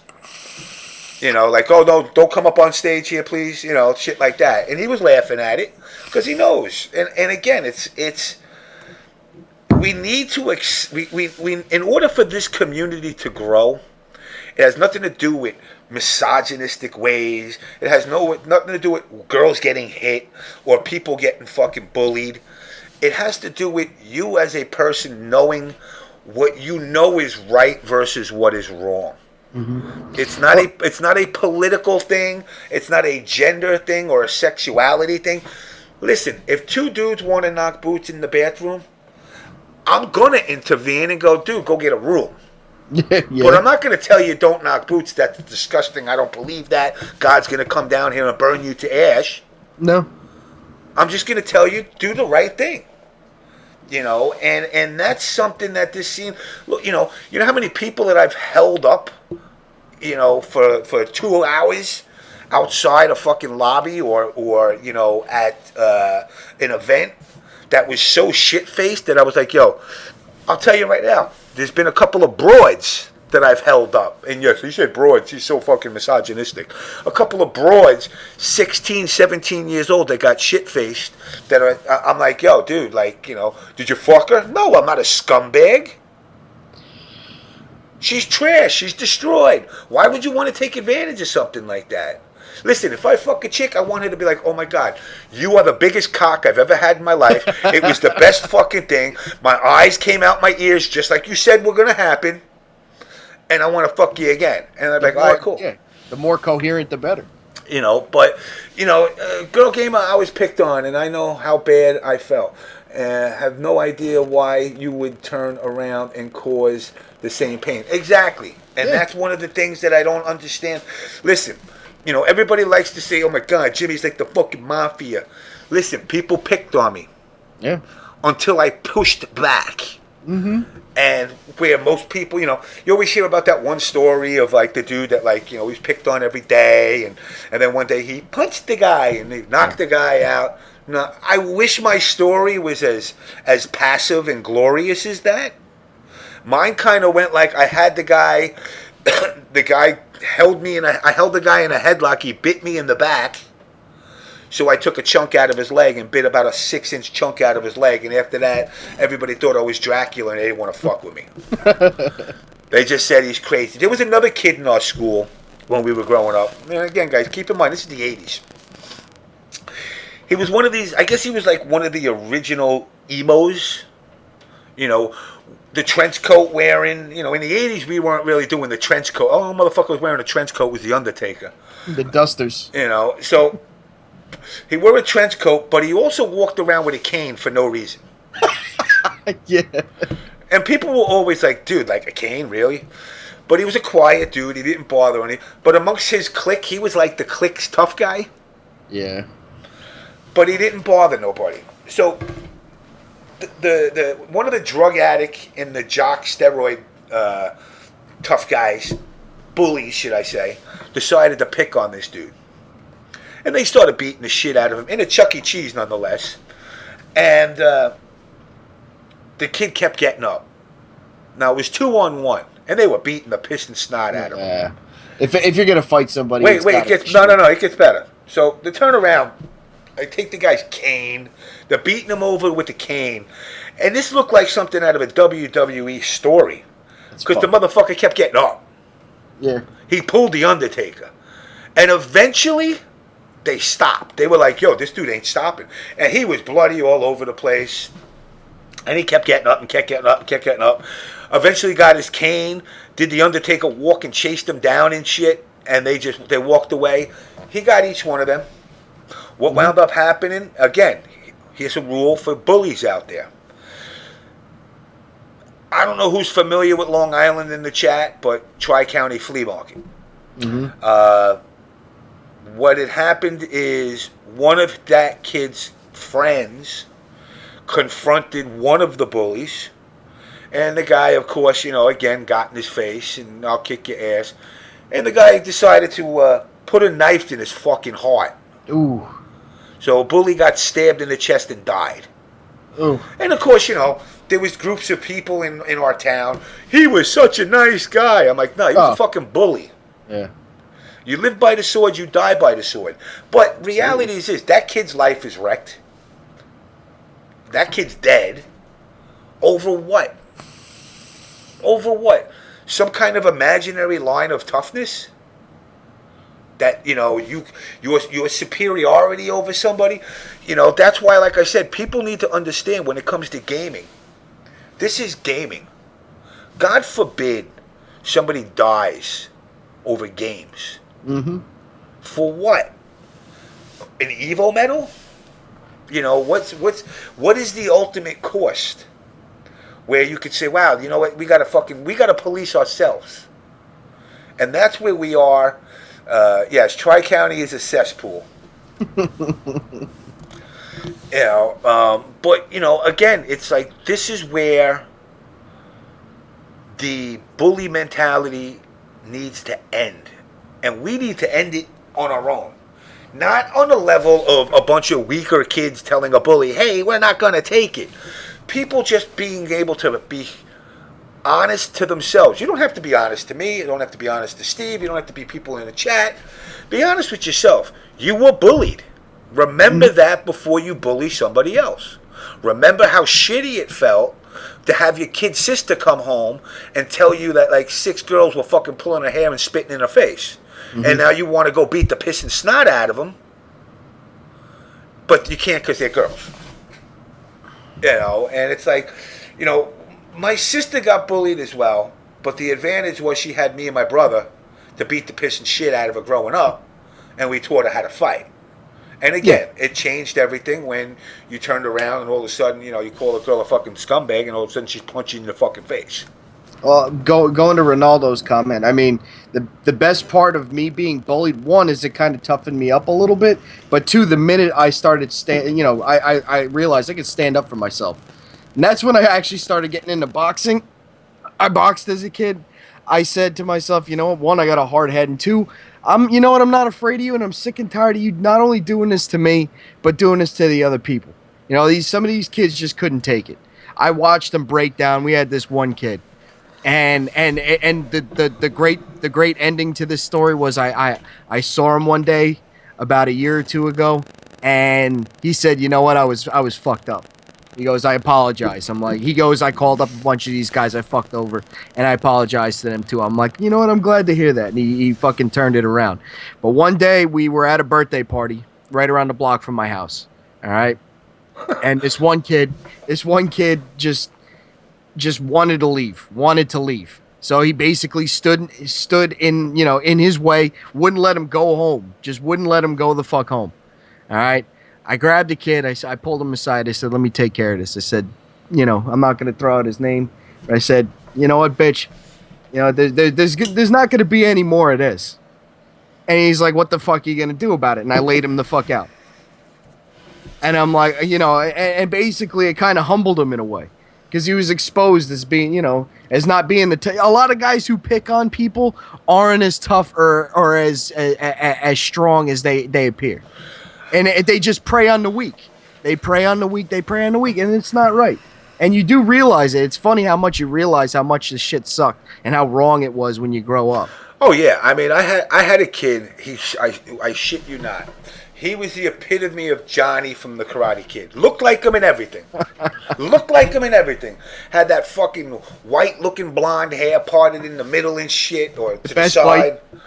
You know, and he would always fuck with me. And then finally one day, I said I had enough. Now, this is where I'm a scumbag. I'm a manipulator, people. I manipulate situations. Now, if I know you've been fucking with me, and I know in my heart eventually you want to fight me, that's your end-all goal, to pick on me and fight me, I will speed that process up. I look at people, I break it down, I'm like, all right, Steve's been fucking with me for like the last 3 weeks, calling me a pussy. What about if I appear right in his fucking house? Now am I a pussy, motherfucker? Yeah. And then all of a sudden it's, wait, what's the problem? Now all of a sudden you get the what's the problem? I don't understand. What are you talking about? You think I'm stupid? I had a kid that I knew wanted to fight me. I avoided him every day. And then finally one day he came up to me, and I knew he was trying to start this day. And he first thing he said to me is, I heard you've been talking shit about me. Now, I didn't. But my answer said, yeah, I've been telling everybody you're a scumbag, a pussy, and I fucked your mother. Why? What are you going to do about it? And just saying that knocked him back, because he was expecting the answer. No, what are you talking about? He didn't get the answer he wanted. And then I pulled his fucking jacket over his head and used the top box of a locker as a cheese grater to grate the whole right side of his face off. Yeah. You know, and it's funny, because I actually I ran into that dude, and on the train into work, I guess, you know, a couple of years back, and he's looking at me, and I knew who he was because he had a fucking permanent scar from me rubbing his face through the locker, and I'm looking at him, and he's looking at me, and it's like, you know, he wanted to say something every day I saw him. Like, I saw him like 10 days in a row. And he would look at me, and I'd look at him, and I'm like, yeah, I know who you are. You look the same. And finally one day he's like, John? I'm like, no. I said, how do you forget me? Oh, shit. Yeah. Jimmy. What's up, man? Yeah, I'm sorry. I was kind of fucked up. I was in drugs back then. Da-da-da-da-da-da. I said, yeah, I know. It's all right. Damn, I said, that left a fucked up scar, though, huh? Yeah, Jupiter, fighting is bad, and that was, truth be told, the only fight I ever got into where it wasn't self-defense, where it wasn't me feeling threatened. It was me just, you know what, making a stand, trying to put an end to some shit. You know. You know, Ronald's right. You know, very rarely does a person, even a bully, it's to, you know, and now this is my psychological half hour. You know, this is in the mind of a bully, it's because of their own shortcomings. Yeah. They have one thing bullies usually have one thing they do excel at versus 100 things they suck ass at. Mm-hmm. You know, in fact, the kid that looked like Karate Kid excelled at baseball, but he sucked at everything else. So what good does baseball do now that you're fighting me? Nothing. You can't fucking hit me with a baseball bat. Maybe you could, but, you know, not when I don't give you the time to prepare for something like that. Yeah. You know, but, you know, how you project yourself to a bully will dictate to you. Now, it can backfire. Mm-hmm. You know, and you know, you could turn around and stand up for yourself and get your fucking ass whooped. Mm-hmm.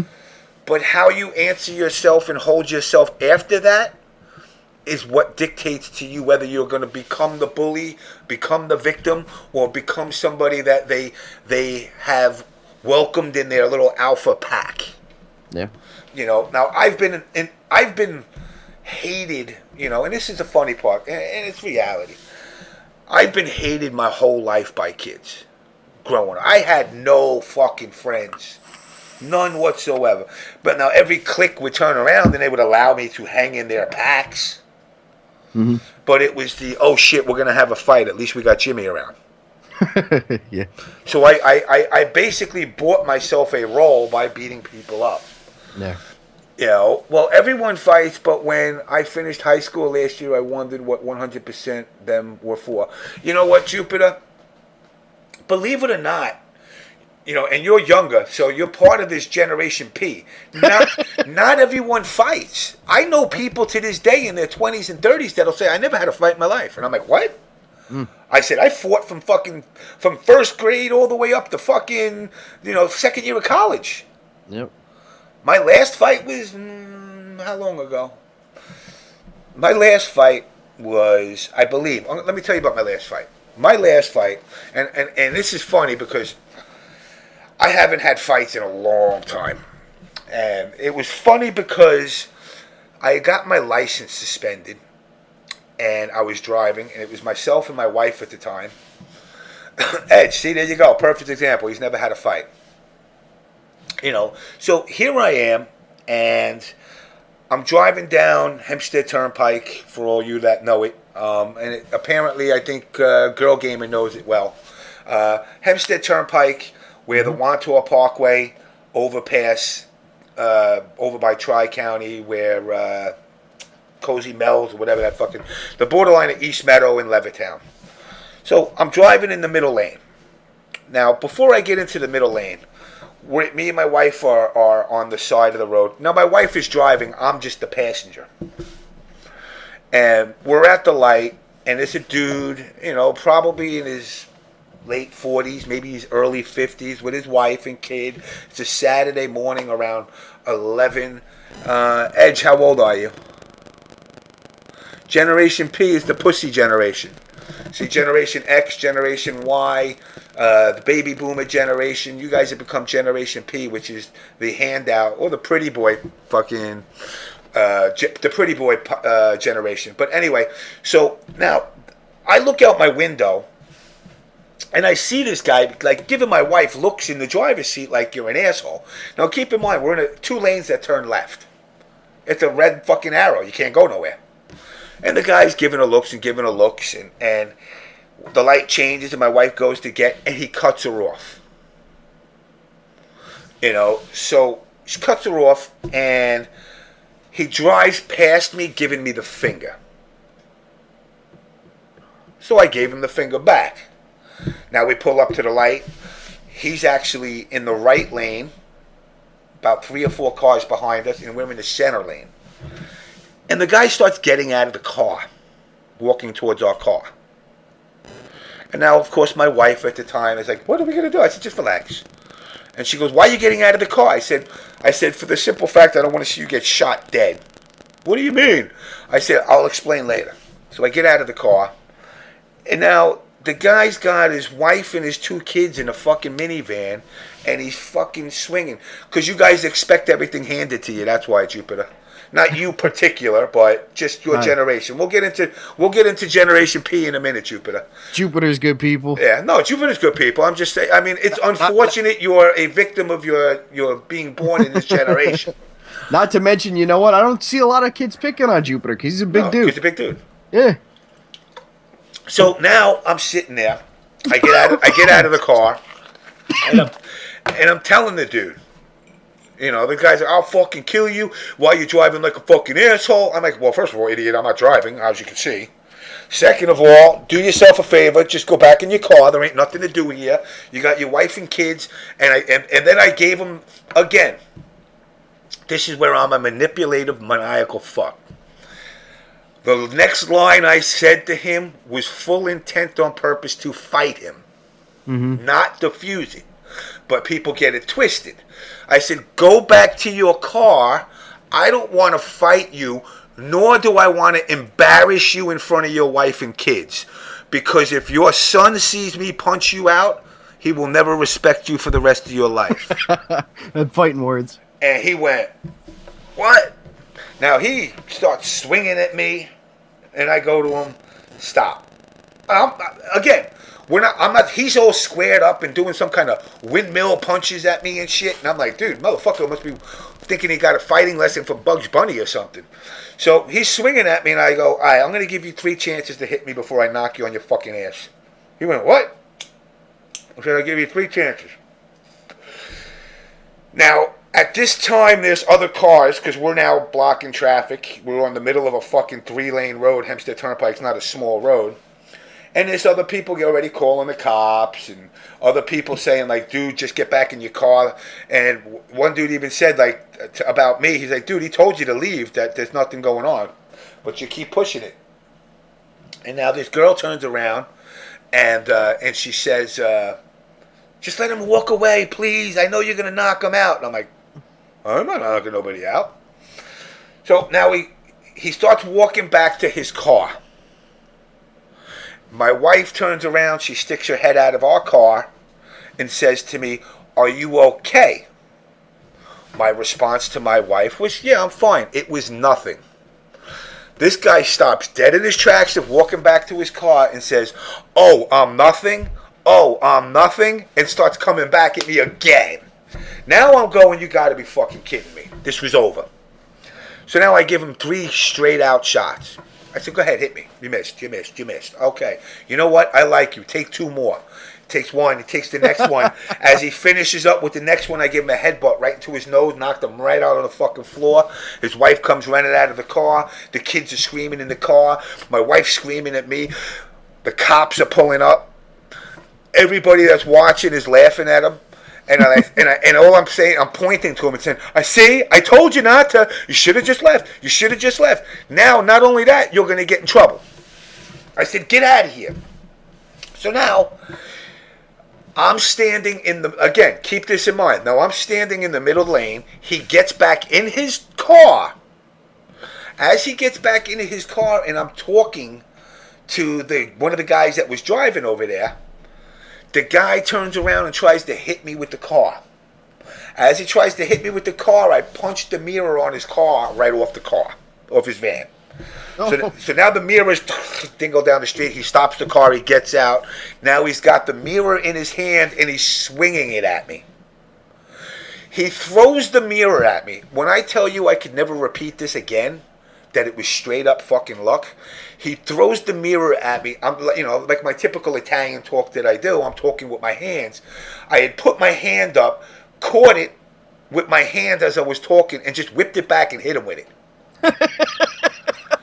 I mean, it literally looked like one of those, it looked like one of those martial art movies where the guy's just like catches it quick and boom, you don't even know that the other motherfucker got hit. That was like a Thug Life, one of those pro as fuck fucking moments. Yeah, so now the cops come. Now I'm going, what the fuck am I going to do? I'm like, I'm fucked because what it was, I'm sorry, it wasn't my license suspended. Me and my wife had a marital problem, and there was a restraining order that was taken out that we weren't even supposed to see each other, but we're with each other. So I'm like, if the cops ask anything, we're fucked. So I told my wife, leave. She's like, what? I said, leave. Take the car and leave. Just walk the fuck away. I said, I don't even want them to know that you're there. So now I'm sitting there and going, I'm dead. The cops go up to him right away. They go up to him right away and they're talking to him. And I'm like, all right, he's older than me. He's probably giving some cockamamie story. And then the cops are going to turn around and come over to me and fucking arrest me for some stupid shit. So now I turn around and the cop comes over to me and he's being a dick like I figured. But then the girl that was sitting there the whole time ran out of the car and she's like, listen, officer, he did nothing. He was trying to leave. This guy was chasing him down. Oh, really? So now, like, you want to arrest him. And I look at him, and I'm looking at the guy, and I'm like, you know what? I said, it's Saturday morning, 11 o'clock. He, right now, is going to turn around and have to eat this, getting knocked on his fucking ass on a Saturday morning, and he's going to have to remember it all day. I said, on top of that, it's Saturday. I said, no dealership is open. He's not going to get that mirror. So every time he goes to make a left turn, he's going to be reminded of me. I said, let him go. Really? I said, yeah, let him go. And then I let the guy go. That was the last time I had a fight. So that was probably, me and my wife have been split up. That's probably like maybe 5-6 years ago. Yeah. But as far as East Coast being crazy, we're not crazy. We're not taking shit. Yeah, very true. That's really what it comes down to. We're not nuts. It's very simple. I won't piss in your yard. No, I will if I'm drunk. I will. If I'm drunk, I'll piss in your yard, but the next day I'll buy you roses and say sorry. Yeah. I don't. It's a very simple mentality on the East Coast. Don't fuck with me, I don't fuck with you. You be nice to me, I be nice to you. Now, getting back to Jupiter, explaining Generation P. All right, Generation P. See, Jupiter said it great. Not crazy, just not taking shit. Generation P is this new generation of self-entitlement. Everything's got to be roses. Games need to be catered to the tournament player.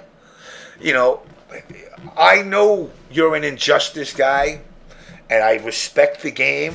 I will admit, and I've said it before in the past, I liked Injustice in the beginning. Mm-hmm. The testers made me hate the game because of all the bashing they did. It's kind of like, how do you expect me to like the picture that you painted if you're telling me the picture sucks? And I heard it so much that I just lost respect for the game. Now if we talk, if we talk about Injustice sales-wise, the game was a bomb. By all standards, it was a bomb. Mortal Kombat sold 5.6 million copies between Xbox and PlayStation.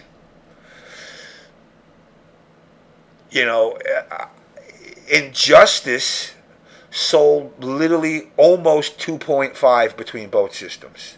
So that's pretty much almost less than 1.5 million per system. That's horrible as far as numbers go. Most mediocre titles get at least 800,000 copies sold.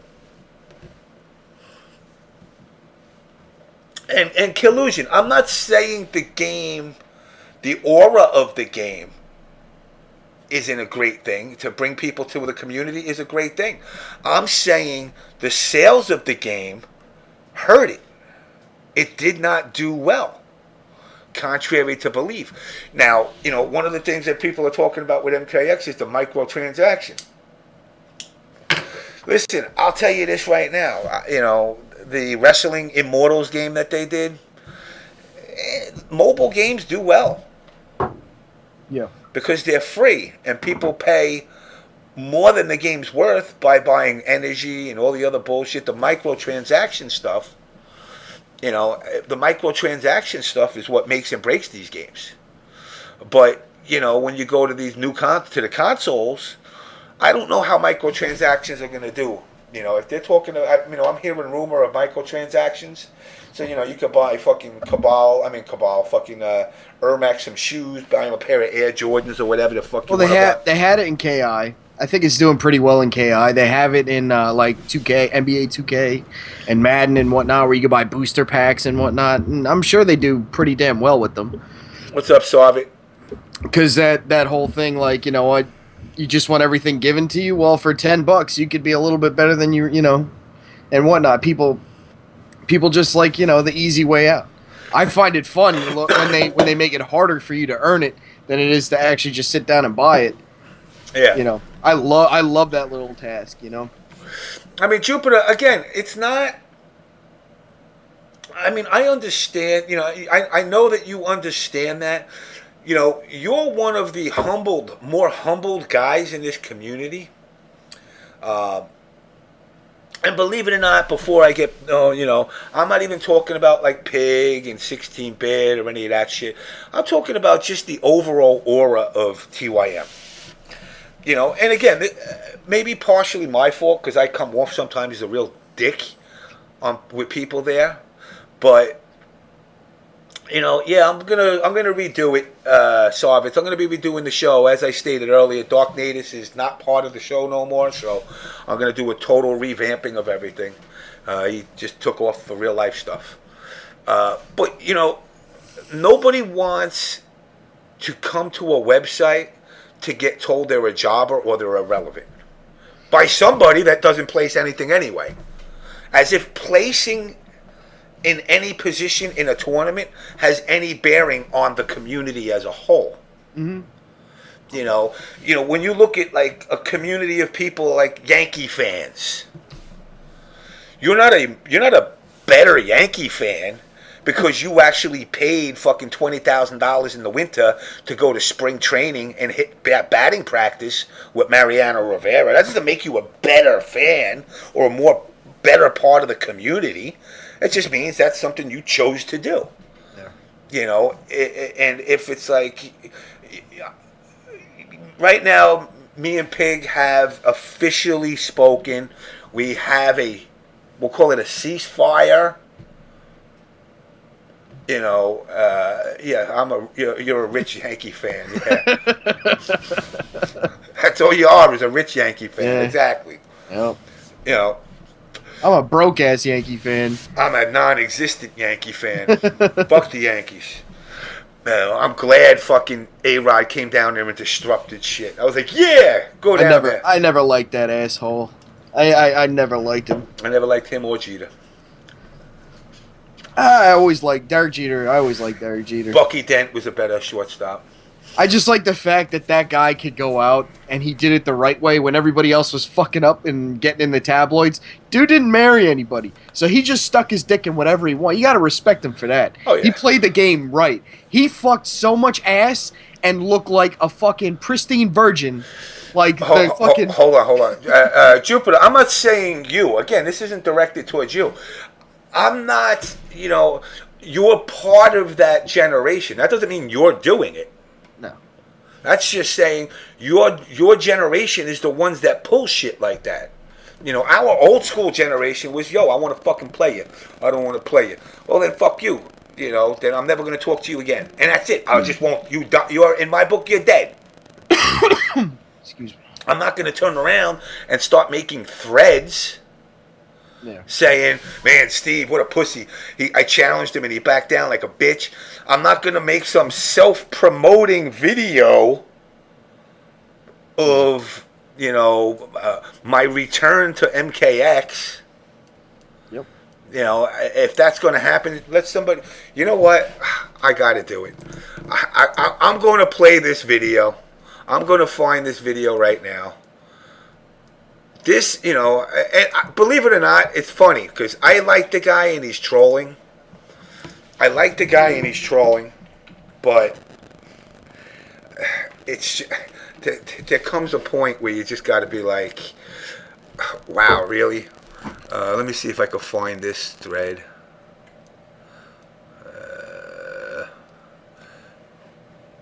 Shit, I haven't logged in. Wow, 6 weeks left until Mortal Kombat releases. Mm-hmm. Yo, the scene is going to get hit like a ton of bricks. It's going to be fun. I'm very curious to see how this affects our community. Whether it be in a positive or negative way. Hoping it's positive. You know, hopefully it's not like a bloodbath. People going at each other like animals.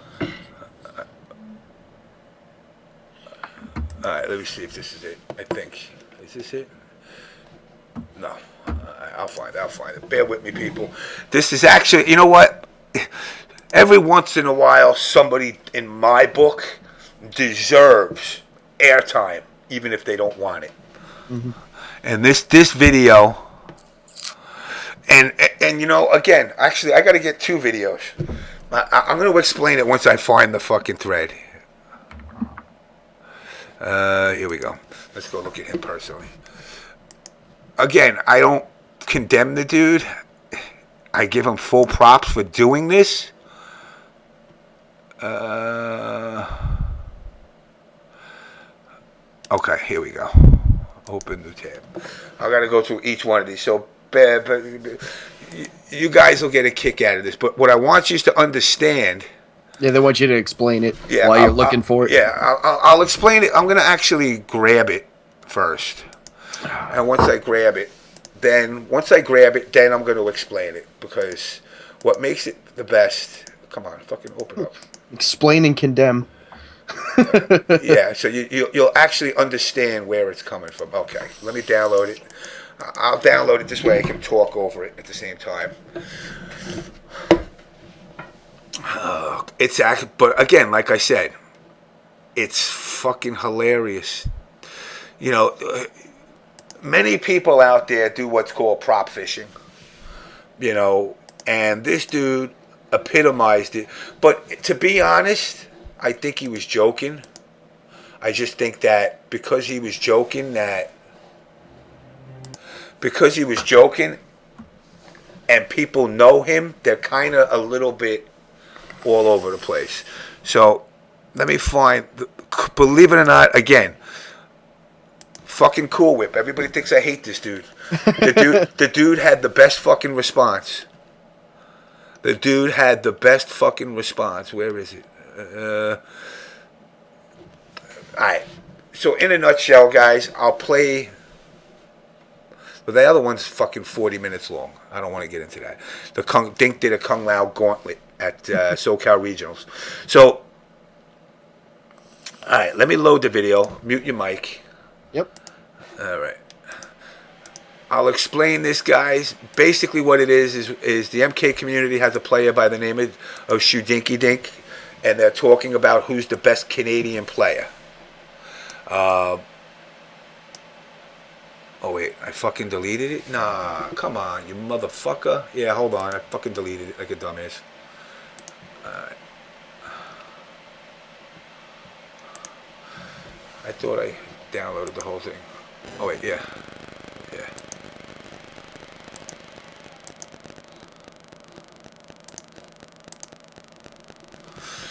Alright, so in a nutshell, guys, basically what had happened is Shudinky Dink and Smoke, in my opinion, are the best. There's a lot of good Canadian players, I'll be honest. Alright, here we go. Let me fucking load this bad boy in. Man, I hope I don't have to play that once, you guys. Alright, so, okay, good, now. Alright, so, again, what this is this, Limbo. We're talking about Shudinky Dink right now. He's a Canadian player. He's a stand-up dude. he put a promo video together of his return from MK9 to MKX. I don't know, man. Making your own clip video, whoever you are, is kind of... I exactly know. All right, so again, this guy who had somewhat success for a while in MK, he put together a video, and basically his video is about his return to Mortal Kombat X. So without further ado, let me just play this.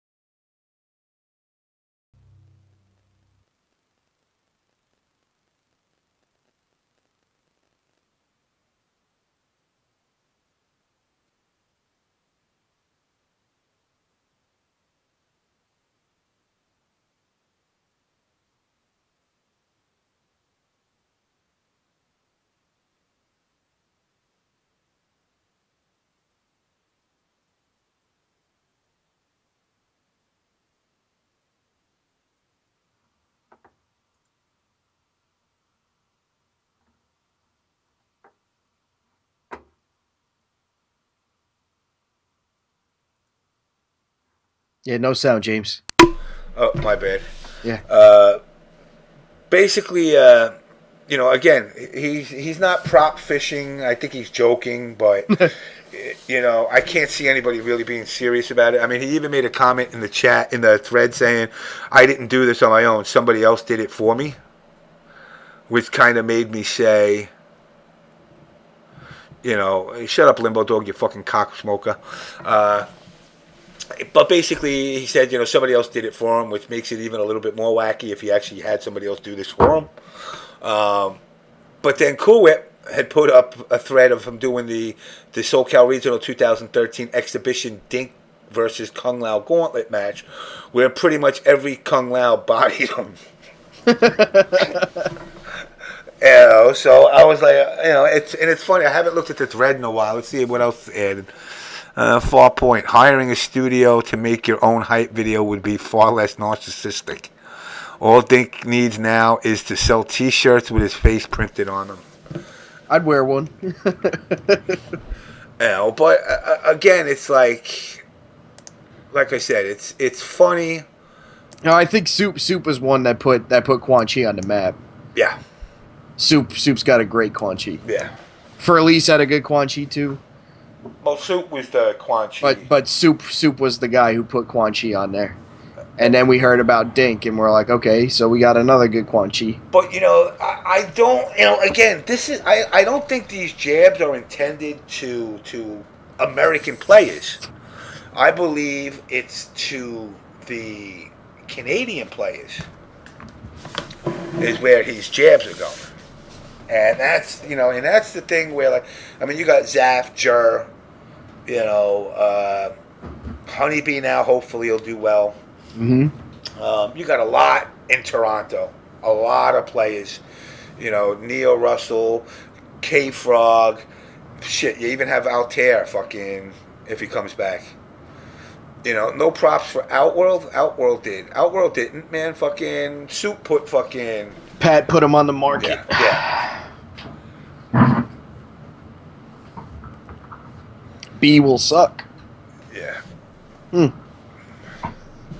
B will suck. What the fuck's that mean?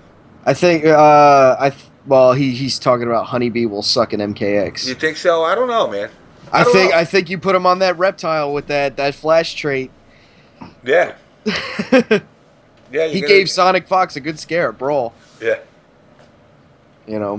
I was like, we're free. And then Sonic was like, nah, fuck it. Hold this shit.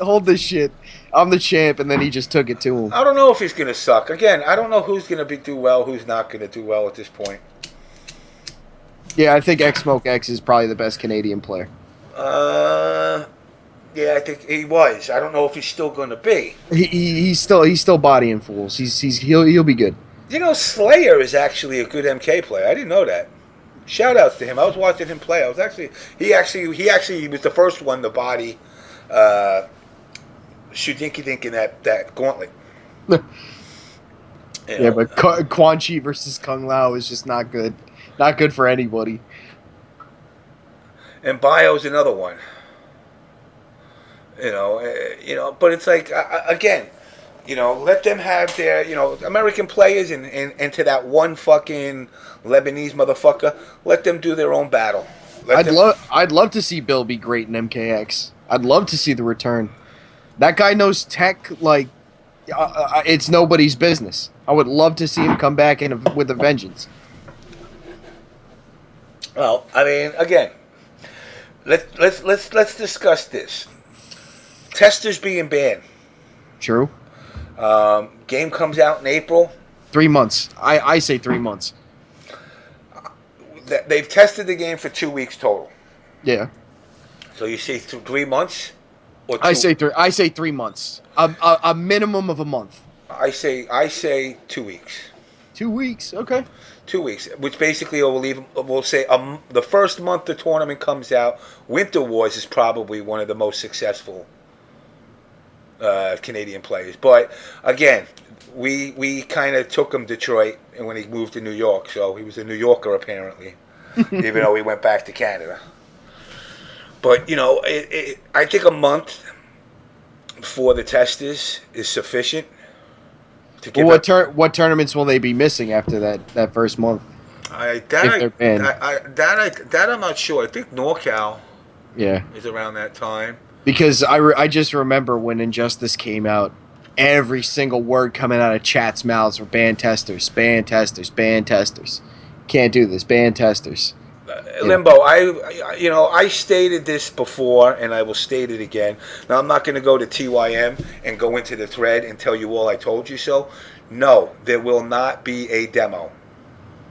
I think a complete ban of employees. I think that's an extreme conflict of interest. Yeah, I agree with that. And again, this ain't a jab at 16-bit. I don't even want Ed Boon, who probably can't fucking play the game, competing either.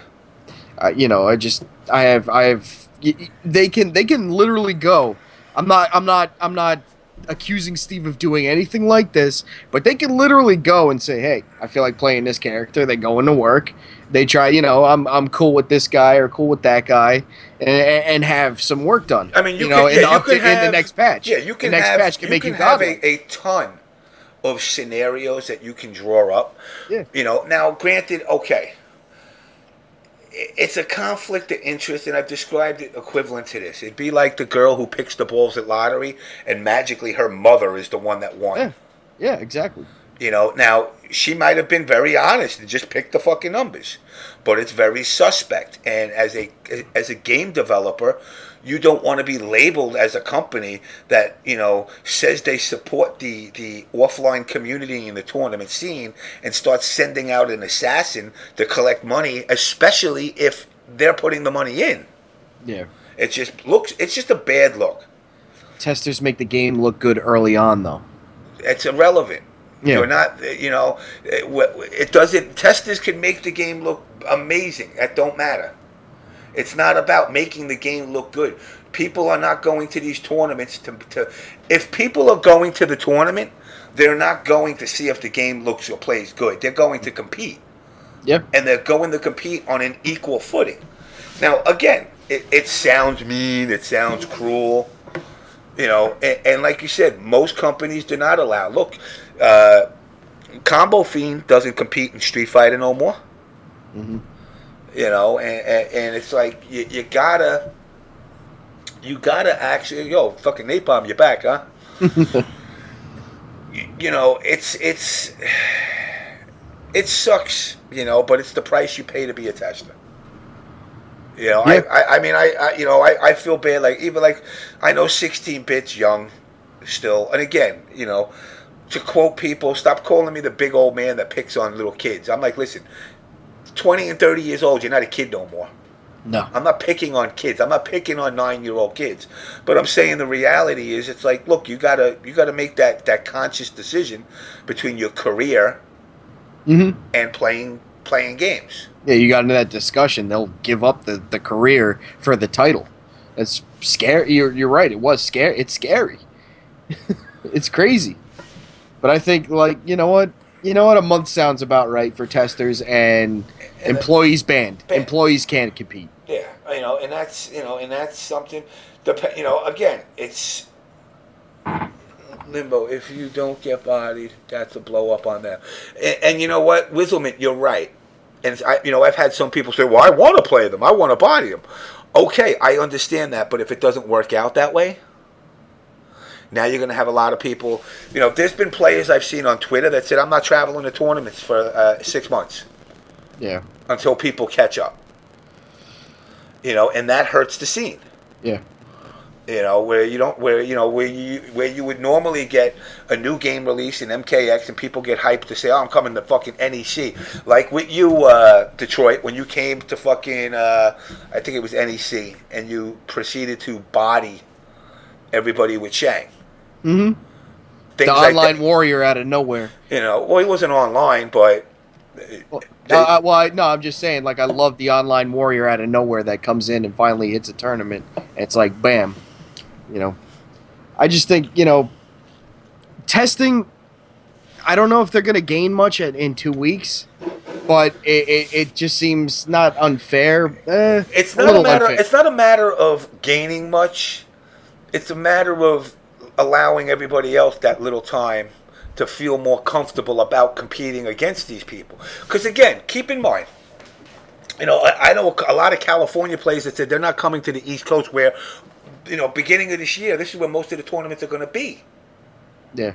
Well, I'm not going there because, you know, if the testers are there, that's stupid. Especially, look, you know, people look at it and they think like these tournaments are in their backyard. I spent $600 in plane tickets, another $200 in a hotel, you know, to maybe win $500, $600, $700, $1,000 if I place. Why am I going to go there and piss that money away with no chance, with knowing that there's 8 testers there? Very true. You know, and that's something that it's for the betterment of the scene. You know, and it's funny because I know there's people out there, you know, we'll just say people like Wonder Chef, and, you know, he's already salivating to go to NorCal Regional. Mm-hmm. I would hope the West Coast community would be smart enough to say, like, wait, you tested, you're not. Not all people who tested had success in Injustice. Art did in the beginning a little bit. Not, you know, full-fledged, but he did it a little bit. But, you know, again, it's like, Rhonda would beat you, touch your grade just for men. Let me tell you something, Devilfish. I would eat her ass.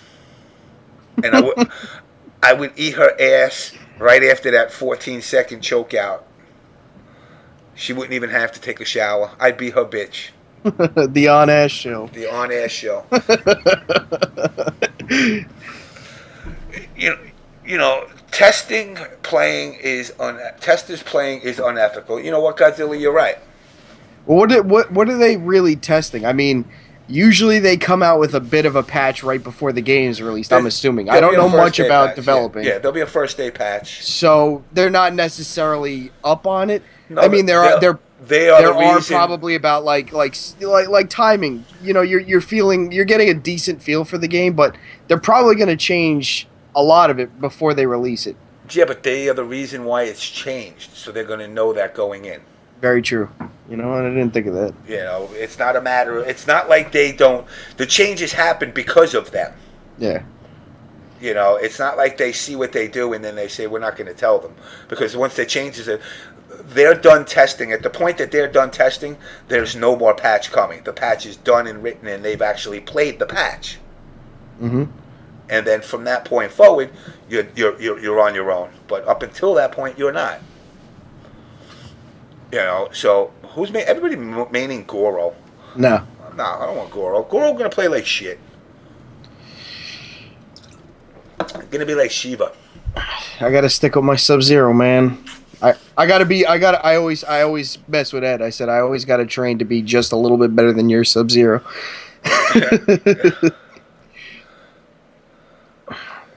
Oh, he hated me when I started playing Kenshi. See, now, Napalm, when is SoCal Regional again? That's in May, right? I would not let him play at SoCal Regional. Mm-hmm. I would say no, you know. But then again, you know, I'm not going to dictate. You know, again, whatever the communities want to do, that's up to them.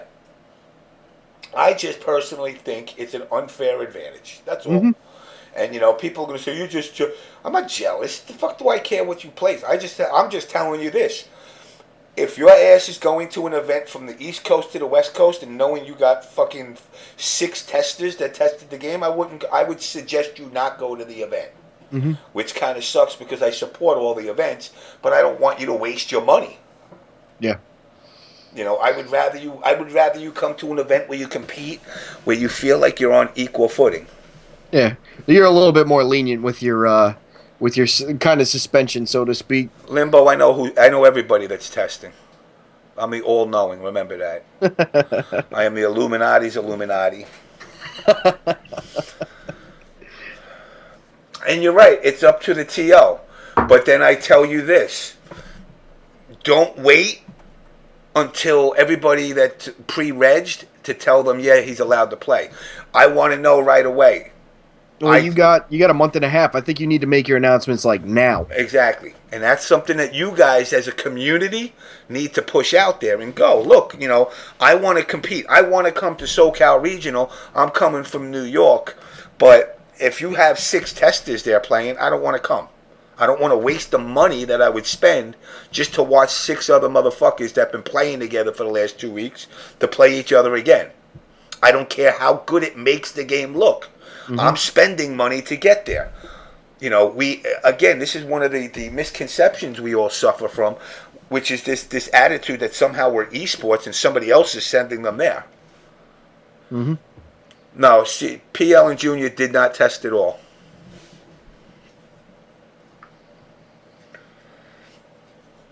You know, but, you know. Is Rio out there? Yeah. Okay. Yeah. See, I'm a Rio fanboy. I'd let Joe fucking go to anywhere. No, I wouldn't. You know, I wouldn't let Joe. I wouldn't let Bill. I wouldn't let fucking Pig or Bit or Wonder Chef or Denzel or fucking Art or any of the other guys. Yeah, I think a month would be good. At least knock out a major without the testers, and then say, hey, all right, now it's free game. Everybody get in there. No, it's not 6 SoCal testers confirmed, dumbass. Fucking moron. You just stop breaking my balls just because I banged your wife out. You know, by the way, how's my kid doing? You're not going to tell me Denzel wasn't testing. You could say it. He's MIT, they're the same person. That's racist. You know, but again, they brought some back, some didn't. You know, again, so they're not. I know it's stupid. I didn't ask if you're intelligent or not. I said, "Fucking, how's my daughter doing?" Keep talking. I ain't talking about the testers no more. You know, at a given time, the TOs announce who the testers are. Mm-hmm. I mean, given that that they'll make a decision on testers being able to play or not, then I'll tell you who all the testers are. Yeah. And then this way you make a conscious decision on your own and let the TOs understand that, like, I don't want to come to your event because there's testers. Well, let's put it this way. Would you let, like, Tyler Lansdowne compete in MKX, or would you let Keats compete at KI? No, and here's the funny part. I would body Tyler. Up for that motherfucker with Baraka all day. And all he got to do is eat it. I've seen him play. Yeah. But, you know, for conflict of interest, I wouldn't let Ed Boon or Keats play KI. You know, that's just the way it is.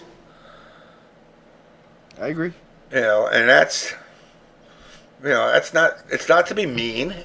It's not to be mean to them. It's to be fair to the others that travel or compete. Yeah, it ain't cheap.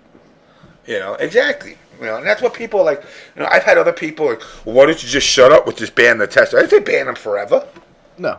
Just give everybody else a little bit of a catch-up time. It's only fair. And that's it. And then after that, it's open game. I mean, after a month of MKX, if you put in enough work, then you should be able to go level with them. Yeah. Like I said, knock out the first major, and after that, it's free game for everybody. It's, you know, hunting season's open. Everybody get out there. Exactly. I would think I think it would suck, you know, to keep the testers from competing indefinitely. That's ridiculous. That is absolutely. Yeah, no, that would be stupid. Hold on, I gotta light a fire. I'm cold.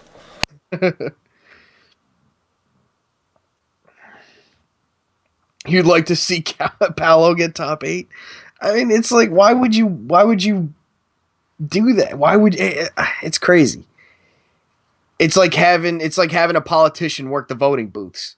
It's fucking you gotta have some sort of fucking rules where you can't have somebody on the inside fucking doing all this shit.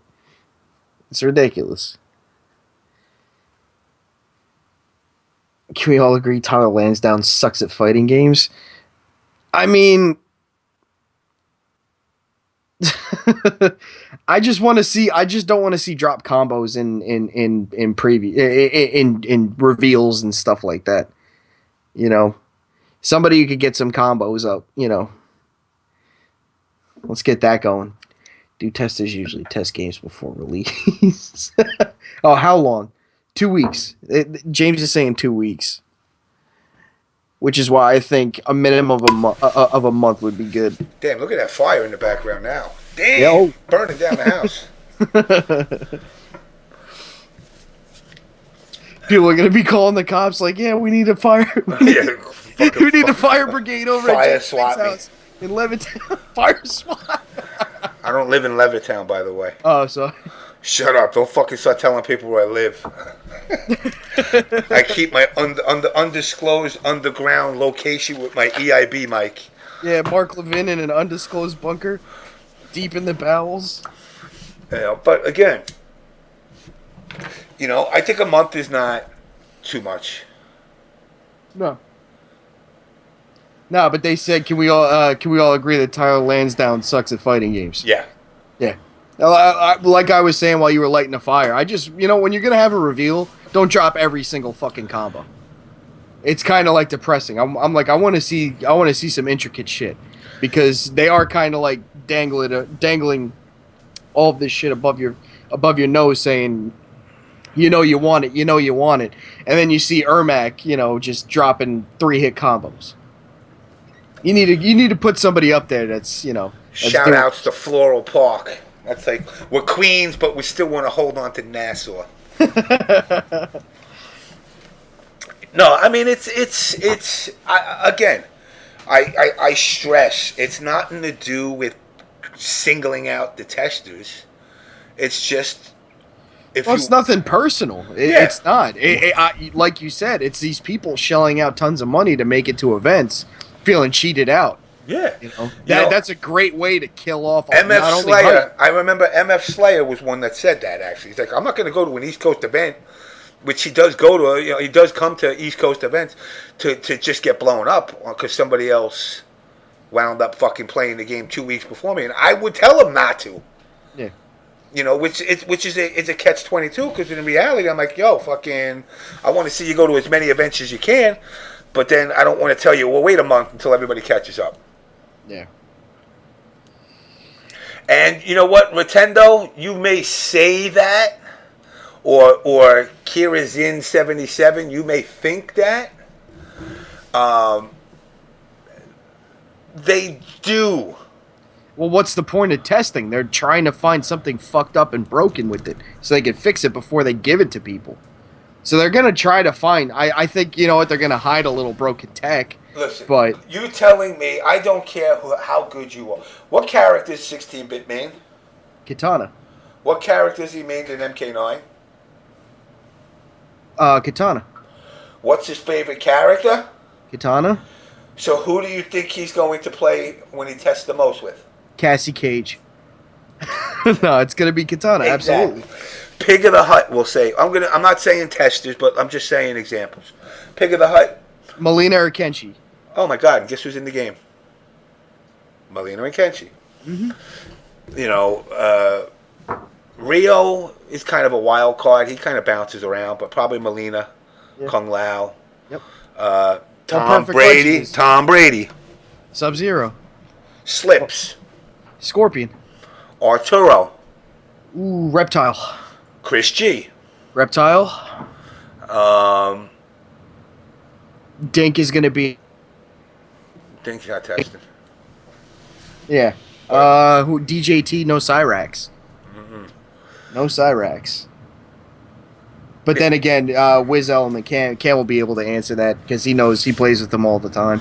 But the point is everybody will pick their character they want. If you think these testers are doing a righteous job and like, listen, I'm gonna go pick all the characters I hate because I just want to find bugs and break them, you're out of your mind. Now they're doing that, but they also have a primary focus because they're all competitors, and you'd be the biggest idiot to say DJT MIT. Yeah, I know Denzel's not testing.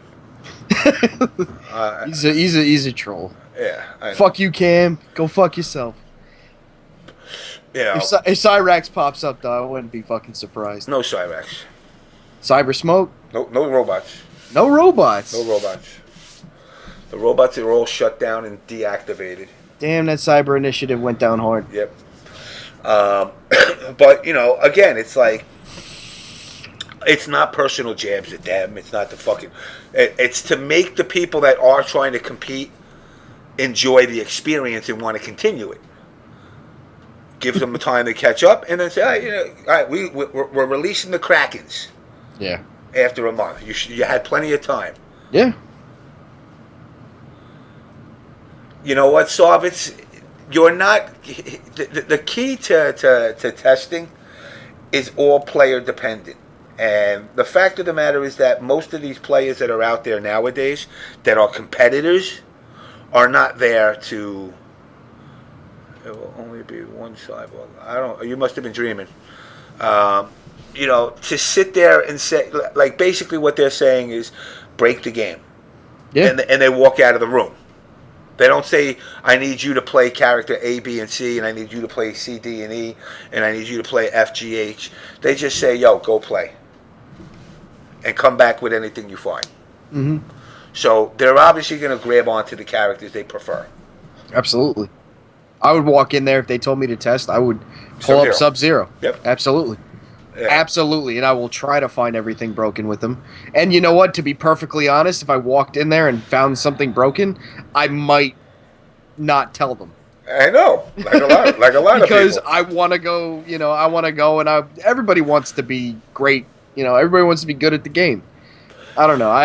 It just, I'm not testing, so it's easy for me to say that. But and bringing the testers in now, again, this is where people need to understand the whole testing process. They didn't only hire these. 16-bit is not the only tester. Some of the GGA guys is not the only testers. The guys that they brought in are not the only testers. They have, NRS Studios, California offices, Toronto offices. They have testers there, hundreds, that are unheard of. Ice Puddle is too big. It was a worst. That was Baraka's up 4. The Ice Puddle and Baraka up 4. Worst movies you could ever do in a game. And that's again, wait until tournaments start and to see how things develop. Mm-hmm. Don't fucking patch the game in a week. Yep. Let it evolve. Listen, y'all got the, again, no jab at fucking Jupiter, but your Generation P are the ones that want to hit the guy once and then automatic death. Cyrex. And that's something that kind of turns me off from competing, believe it or not, to know that the playing field has gotten so skewed that it's now to the point where it's just like, oh, that's okay. What do you mean that's okay? When I was working with MK1 and 2, and I had the Infinite in the corner with fucking Cage, Kano, and Raiden with the jump punch, Boone's answer was add gravity. So I couldn't do it. After 3 hits, the character was forcefully dropped. Well, tell me this. What's your opinion on, DLC? Because when I look, I might be completely wrong about this, but look at Injustice. They really didn't have many patches after this, and same with MK. So you have you're sitting on DLC characters that may be overpowered, and there's nothing they really did about it. Like Batgirl, with Injustice, it seemed like the next character was better than the next. Like you had Martian. I think so. I think Scorpion was beatable.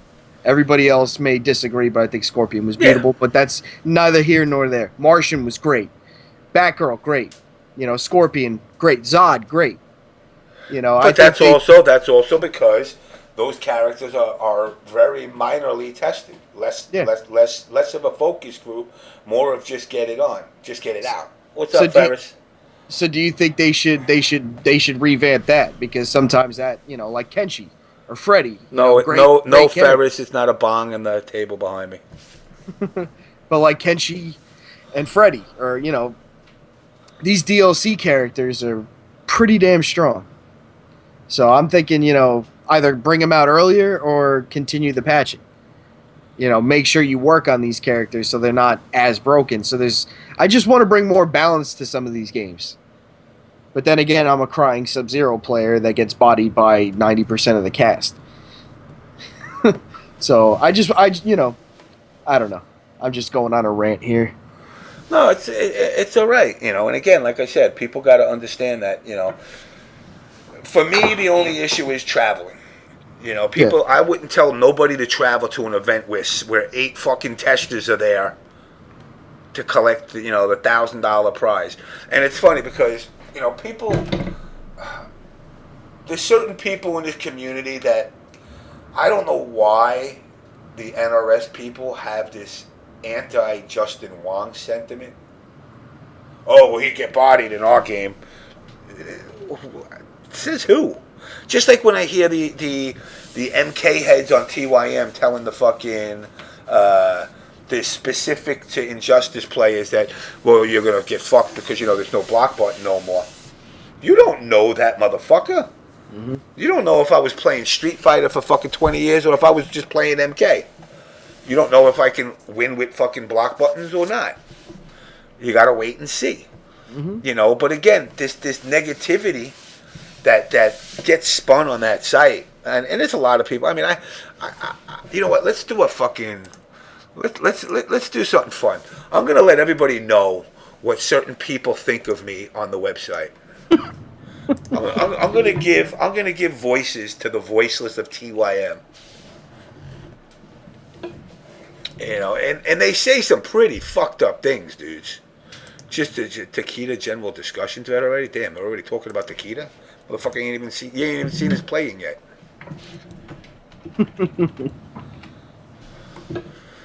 Alright, let's see what we got here.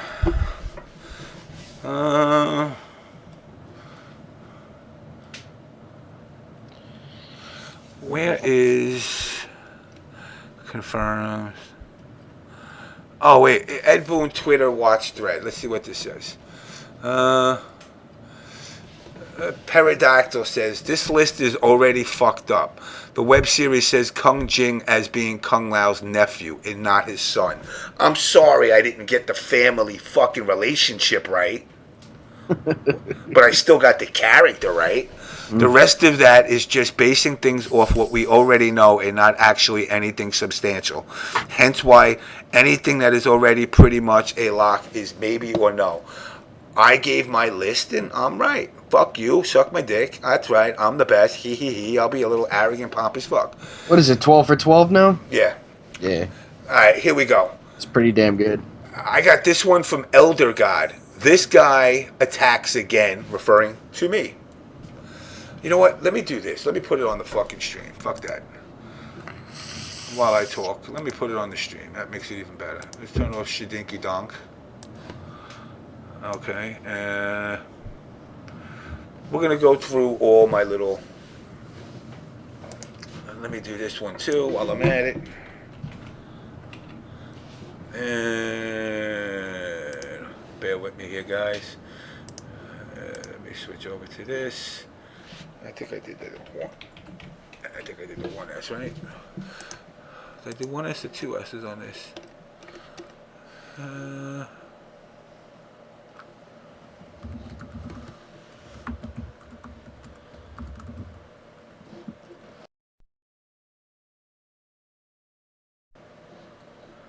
That's one, and then let's do this one.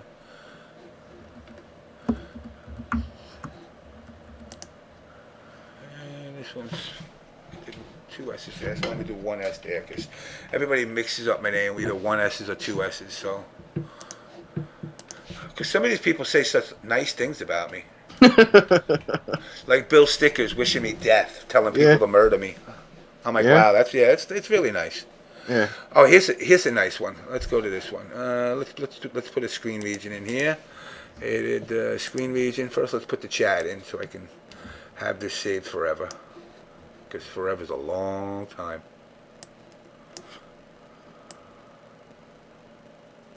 Okay, that's that. And let's put the screen region in too while we're at it. Screen region. And there we go. That's that.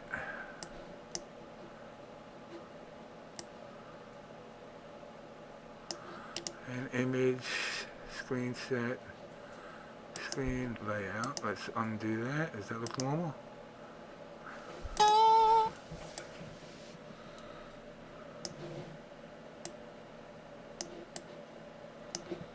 don't know if that looks normal on the stream, so you can actually let me put it back to.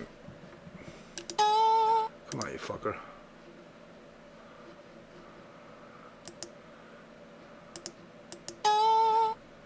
Let's keep aspect ratio. This way it stays intact.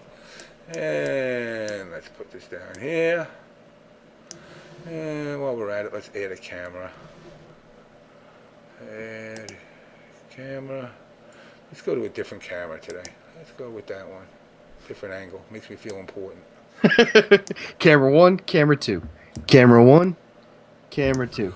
Right, that's one. Now let's get rid of that camera. I don't like that camera. Let's go to camera 2.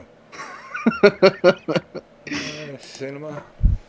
I wonder how many people will get that movie reference. Let's do that one. Okay, there we go. Okay, so here we go. This one from, who is this guy? Let's find out who this guy is. Phosphorax. James is a terrible person, as evidence of his Twitter recently. James is like a madman muttering to himself in the corner, but he legit seems like a dangerous person. Really? I don't know. The first time I met you, I felt perfectly safe. I mean, I actually felt protected. I'm a dangerous person. Oh, here we go. So what caused... this is my boy Cool Whip, actually. Shout outs to Cool Whip. So what caused James MK's meltdown for the past couple of weeks? His Twitter page is awesome or sad, depending on how you look at it. And then let's see what kind of comments we got. Let's go to the comments section here. Wow, a lot. So Homely puts up pictures. What's the pictures he puts up? James, those that get morally offended by words grow a pair of balls. This was my tweet. Those that get morally offended by my words grow a pair of balls. It's not the words, but the intent behind the words that should offend. I don't think that's too bad. All right. Ribs, isn't the answer always attention? So they think I'm an attention whore, basically. Laugh my ass off, Homely, and yeah, Ribs, I agree. Which only makes the white knight personality more hypocritical. Leaking stuff, whether the leaks are accurate or not, is pathetic. Why is it what I say is leaks? Is what I don't understand. But if fucking Steve over here says, hey, I think fucking Cyrax is going to be in the game, and I'm almost sure, that's just your speculation. Mm-hmm. Now, Homely says, this fucking moron, I honestly haven't been keeping up with anything lately. I just saw his status and went to his Twitter. Gave me a good laugh. Maybe I should stay away more and let things implode. Did he... All right, here you go. Again, guys, I'm going to give you a little secret. They're not my balls. Did he really tweet a picture of his balls? Gross. No idea what happened to him, but that man have problems for sure. Rodriguez, lol, he did. I told him he forget the halloumi. That's a little joke. I don't understand how we as a community bury guys like Ari Helios for simply being dumb. Again, bully tech. People need to step up and tell these people to shut the fuck up when it comes to bullying people. Mm-hmm. But this sort of behavior is acceptable. Let me tag my boy Take a Chance and see what he has to say about this. It's not acceptable. He got banned on TYM. And I'm pretty sure that even NRS guys got him now on the blacklist. Nice. I don't know what you guys are talking about. And to think he is in his mid-50s. I love being in my mid-50s. This must be a midlife crisis. He's going through, so stop giving him a hard time. And lol at Halloum. I love it. But it doesn't sound terrorist enough. I am currently trying to find a way home. I don't know, that's irrelevant. Drive safe, drive safe. If you're tagging me, Halluminati is an awesome name. Props to Ribs, yada, yada, yada. Does Testamite have a mobile notification now because I don't get notified when I'm driving? Yada, yada, yada. Dude, you're Asian. Homely's Asian. Okay, good deal. Wow, who cares? All right, so most of this stuff is bullshit now. So let's go to the next. What other good things do people say? Yeah, here you go. Here's what happened about my guess. Apparently the mod was salty about Soup being insufferable. James MK character leak thread. They straight up gave the Chris Benoit treatment. What was the thread about? Basically, Soup shitposting with James MK intel on who's in MK next, they're playable or not. That's all. Why would people... I hate that I love their game so much too. And again, Limbo, here's the fucked up thing. It ain't their game. These are just fucking players. But they act as if they got some kind of special shit. You're just a gamer just like everybody else. Where was this? We're not going to go into that one. James MK is drunk on Twitter now. This was February 2nd. I listen to drunken podcasts. when they are on anti-bullying campaigns while somehow threatening to punch people in the face. I don't remember telling anybody I was going to punch them in the face. You know, don't listen to the whole show. Probably they did. I mean, they're Canadians. By the way, you're never on Skype, yada, yada, yada. I love this shit. I love how everybody fucking really... It hurt my feelings. Well, it comes with the territory. If you got a voice, people are going to talk about you. You know what? And it's the people that don't have such a big voice that are going to look at you and try to, you know, drag you down a little bit.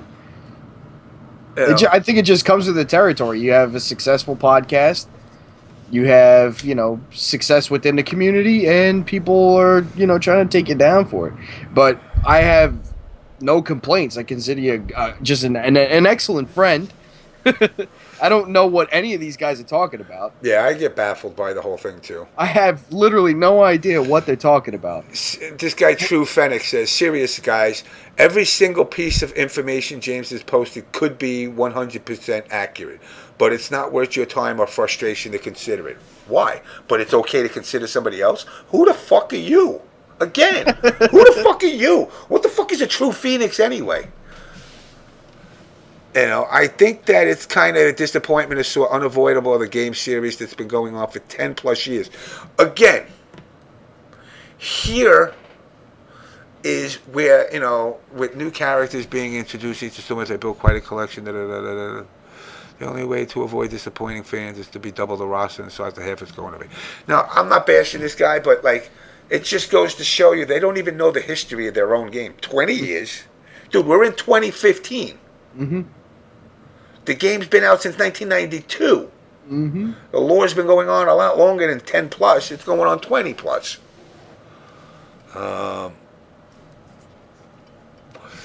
Let's see what we got.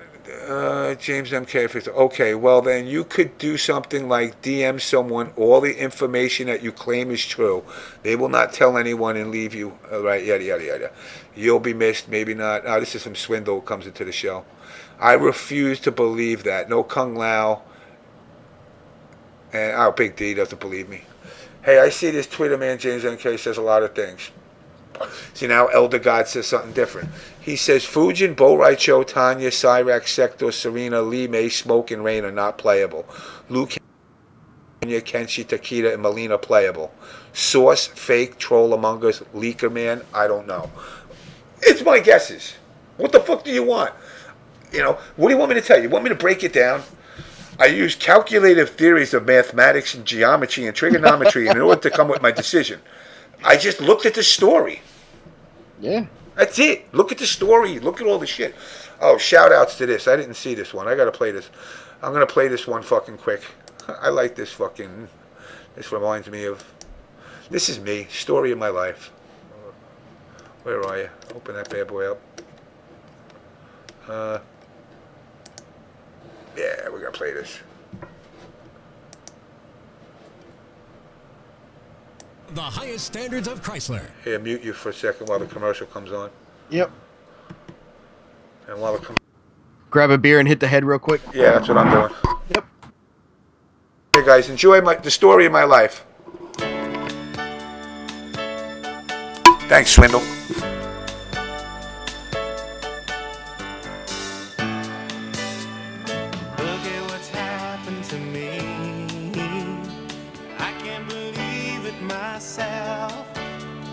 Suddenly I'm up on top of the world. It should have been somebody else. Believe it or not, I'm walking on air. I never thought I could feel so free.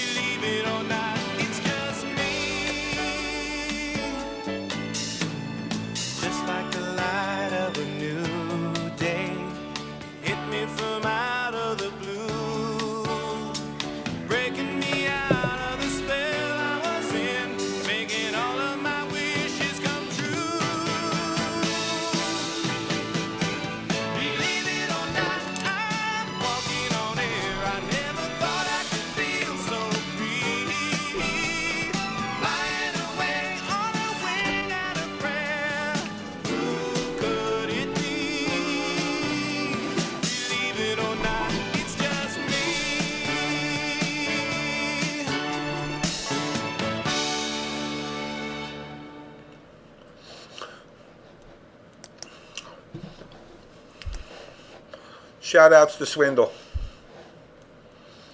So, yeah. Again, guys, you know, this mentality that I'm like this evil fucking person really does kind of bother me at times. Well, at NEC, I saw like 1,000 people walk up to you. There was 999 people who walked away with a smile on their face. I won't mention who didn't have a smile on their face, but I laughed. But 999 out of 1,000 people that walked up to you left either laughing or feeling good about themselves. You know? And again, it ain't about prop fishing or any of that other bullshit. Be a fucking normal person, man. Don't tell me you don't want me eating meat, because you know what? I'll eat a fucking steak in front of you. I'll join you on that. Fucking love some steak. Again, I'm looking at all this stuff. I just don't get it. Yeah, it really does baffle me how everybody's so, who gets so fucking bent. They get so bent. They really get fucking prime rib. Yeah, no, we were at NEC. Yeah, like I said, Wiz Element and I roomed at NEC together, and we're just sitting around the room running sets, and we're like, you know what? I had this stream up, and I'm like, you know what? I'm fucking hungry. So we went out to this restaurant to get some takeout. We got prime ribs, and they gave us like these fucking plastic knives. And like 5 minutes into it, we're like fucking through the knives, and we're eating that shit with our hands. We're like, fuck this. Just can't eat a fucking 24-ounce prime rib with a plastic knife. You can't do it. ECT. There's I found, and they're going back to from what I'm hearing, they might be going back to the original venue up in Parsippany. Either way, it's close. I'm going to be at ECT. And they got this Argentine barbecue. Oh. Right behind it that nobody knows about. Is it like Brazilian where they take all the meat and fucking throw it in your face and like, you want this and you want that? Yeah. Oh, fuck yeah. Yeah, I'm down with that. But I ordered rice to go. It's equivalent to one of those tin trays that you get with just rice. Yeah. Then you order the meat, it's like a tray of meat. Not a piece. Not a little circular guinea-ass pasta. I'm talking one of the big fucking tin foils, like what you would get sausage and peppers if you went to a fucking wedding. Yeah. So, I don't know if I'm going to be going to Evo, only because of shit that's going on, and everything's so fucking sold out and confused. I'm confused. I'm still trying to get my bearing.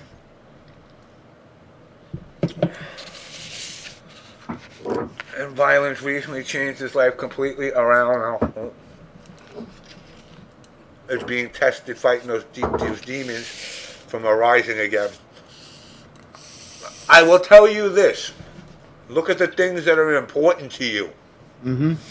Because if you allow those demons to rise, they will be taken away from you. That's completely up to you to do, man. But I will tell you this. If you turn around and you act upon your foolish emotions, you make little people suffer like little babies that are just born. So use your brain. I'll be James MK and ATK. Go ahead, man. Yeah, well, sorry I'm white. Ryan is going to show up as OBS Generation P at a tournament. I'm damn straight. Ryan's good people. He's funny as fuck.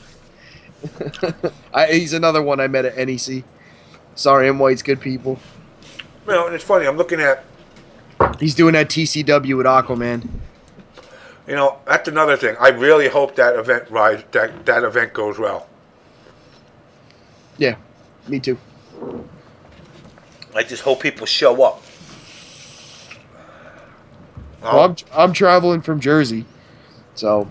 I got to figure out if I'm going to make it. And like I said, I'm very disorganized, unfortunately. And with Nada stepping aside, Not that it hurts the show, but I'm taking on more duties, more roles. So I got to kind of prioritize how I'm going to redo this. At the same time, I got to work with that thing called a job. You know, and putting a new transmission in the car this week is not cheap. Nope. So I got to really sit down. I got to prioritize what events I'm going to outside the country versus what I'm going to inside the country. I really do want to hit West Coast. Like, I'd love to hit SoCal. I'd like to make an event on the West Coast. It's just pricey. I appreciate it, Nail Gun. I mean, I'm going to work out something. I just got to... Again, it's a matter of prioritizing shit and just figuring shit out. But I want to hit my dream event in North America, or my dream year for this year. Evo, Final Round, CEO, SoCal Regional, Toriyukin, and Combo Breaker. And Sounds then good. obviously my East Coast shit's a guarantee because it's only a fucking hour ride. Yeah, Wiz is from Vegas, so if you can replace the crash. Yeah. We got Asians, all kind of Asians. All kinds. I take them all. I'd like to make a West Coast event. I would love to. I want to hit Alex's event because Alex does a really great job. Yeah, I agree. SoCal would be a nice hit. Let's see, what other hate do I get? I love hate. I never understood it. Even before I met you, I never understood it. I'm like, I loved it. You know what? Here's my theory on all this. All right. Coming from a person who's married someone from out of state, you know, my wife's from Michigan. When I walk into my in-laws' house, the minute I open up my mouth and some sort of New Jersey accent comes out, they immediately think asshole. So this is, you know, it's just a theory, but I think, you know, not only do people think when we open our mouths and sound like this, we're stupid, but I think they also think we're assholes. And I think they don't understand our sarcasm. I don't think they understand our intensity. No. You know, it's just it's crazy. When I go to Michigan, it's a totally different pace. Everybody's all polite and shit. I'm like, I ain't got no time for that. I just need my shit and I need to get out. Yeah, that's really what it comes down to. I'm not here. I'm not in the scene to seek praise. You know, it's funny. I actually just came across the Thank You James MK appreciation thread. They have that? Claude Von Stroke did it, trolling my ass. Troy's. And it actually started getting people. And I'm like, I don't need that. Yeah. I don't need an appreciation thread. Yeah. I know, Limbo. I know you wanted to eat my cock meat sandwich. Well, the first person I ever got to play in a fighting game tournament was our boy Ed. Mm-hmm. And I'm sitting there like, you know, he was getting a little heated, but you know, Ed's good people. Yeah. You know, and then eventually worked. You know, I met you at that event. I was a nobody. I saw you over at the MK3 booth. But see, here's the thing. Again, what you just said is where the problem lies in the community with its growth. Everybody comes in with the attitude, I'm a nobody. Yeah. Because you win an event doesn't make you a somebody. You know, let's be real here. Rio is probably one of the most quiet people you'll see in the community. Shit, sometimes he still is. Yeah.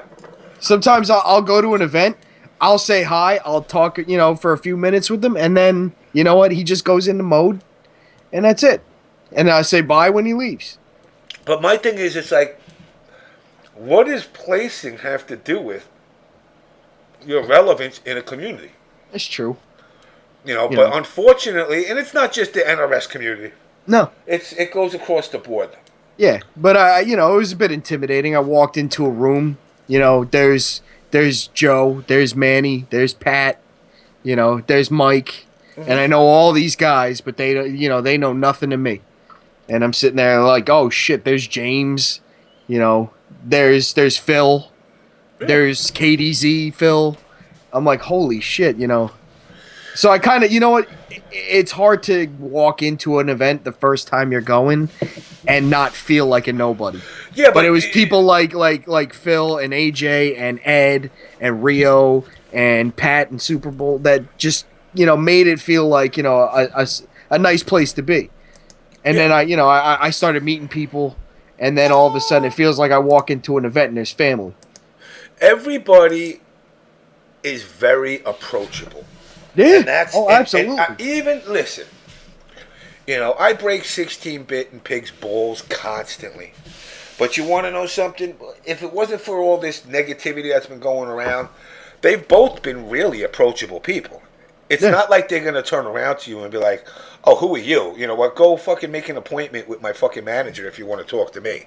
Yeah. And it's like, I remember when 16-bit, Pig met Take a Chance, Catch 22 at Winter Brawl or any, what's it? And, Pig took the time to sit down and play games with Catch 22's son. Yeah. Stuff like that.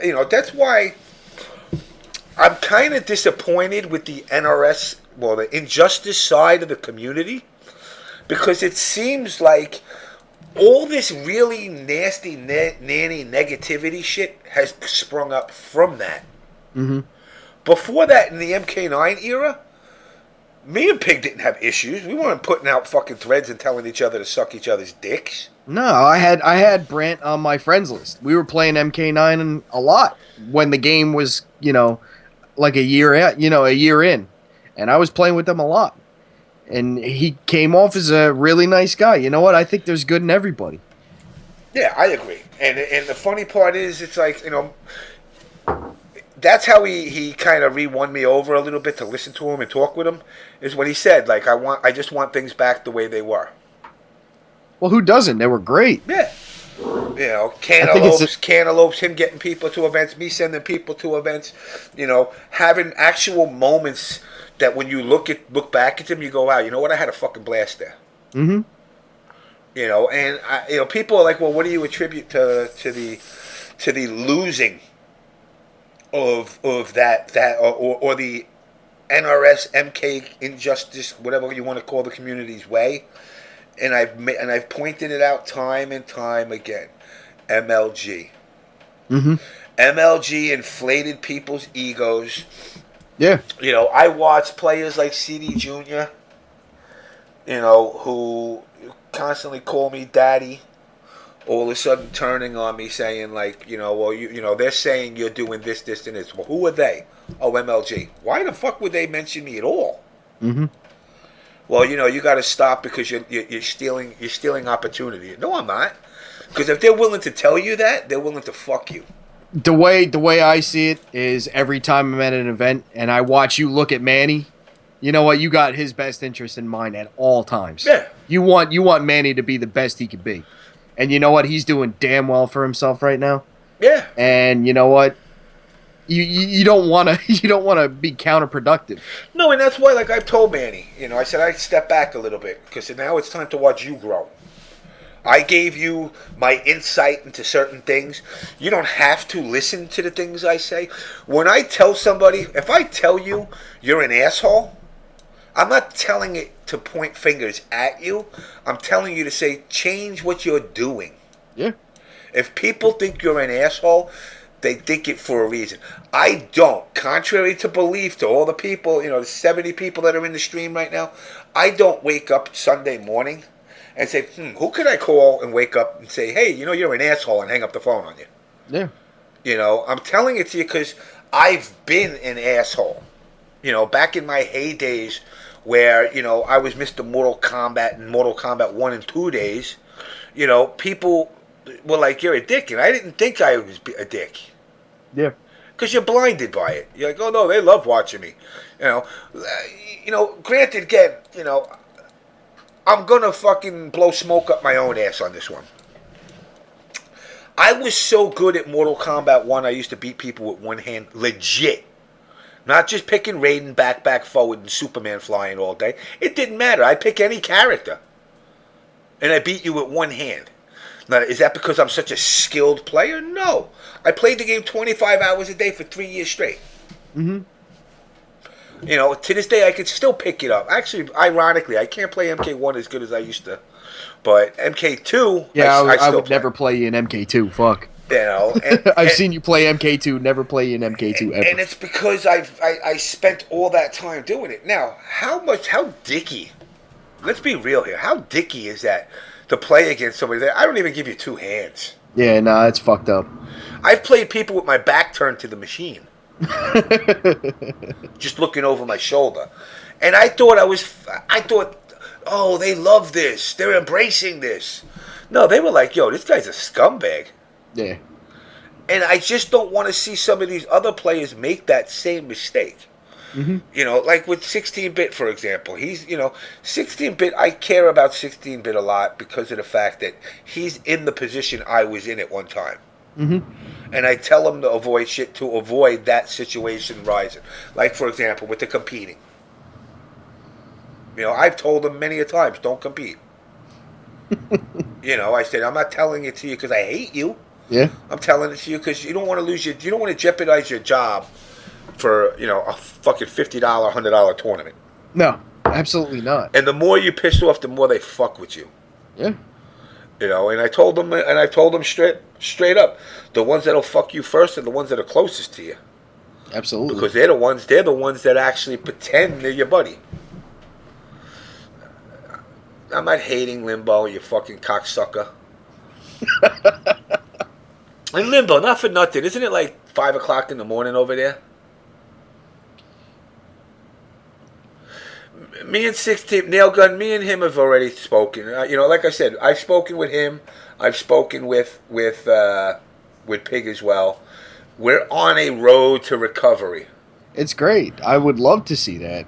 And everything I'm saying right now, I have told 16-bit in the past as well. I just, there's certain things that, as everybody calls, everybody likes to call me OG and all that shit. And, Alex is an OG. Being an OG has nothing to do with winning tournaments. What it has to do with is me being able to instill a couple of life lessons that I learned doing this shit that'll hopefully make your life easier. Mm-hmm. Now again, I tell everybody the same thing. Did you ever put your hand on a hot stove?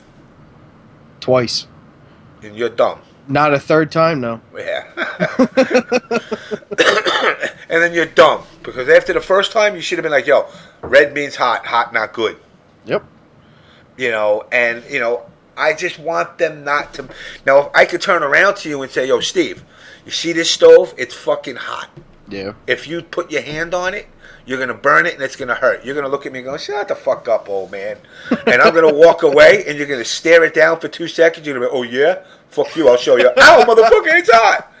There's certain mistakes you need to learn on your own. Absolutely. But there's also certain mistakes that if somebody can help you avoid making them, like a better example. Hey, Steve, you don't need to learn how bad drinking and driving could be. Yeah. That's a lesson that when some dude tells you, like, yo, I was drinking and driving, got into an accident, and I killed 3 people, mm-hmm. That's not putting your hand on the stove and getting burnt. That's saying that's something you don't need to learn. Learn from my mistakes. But then there are certain mistakes you need to learn on your own. You need to learn that, if you're fucking around with a chick and she says she don't do anal and you decide to poke it in the rear, the repercussions of that is going to be mighty.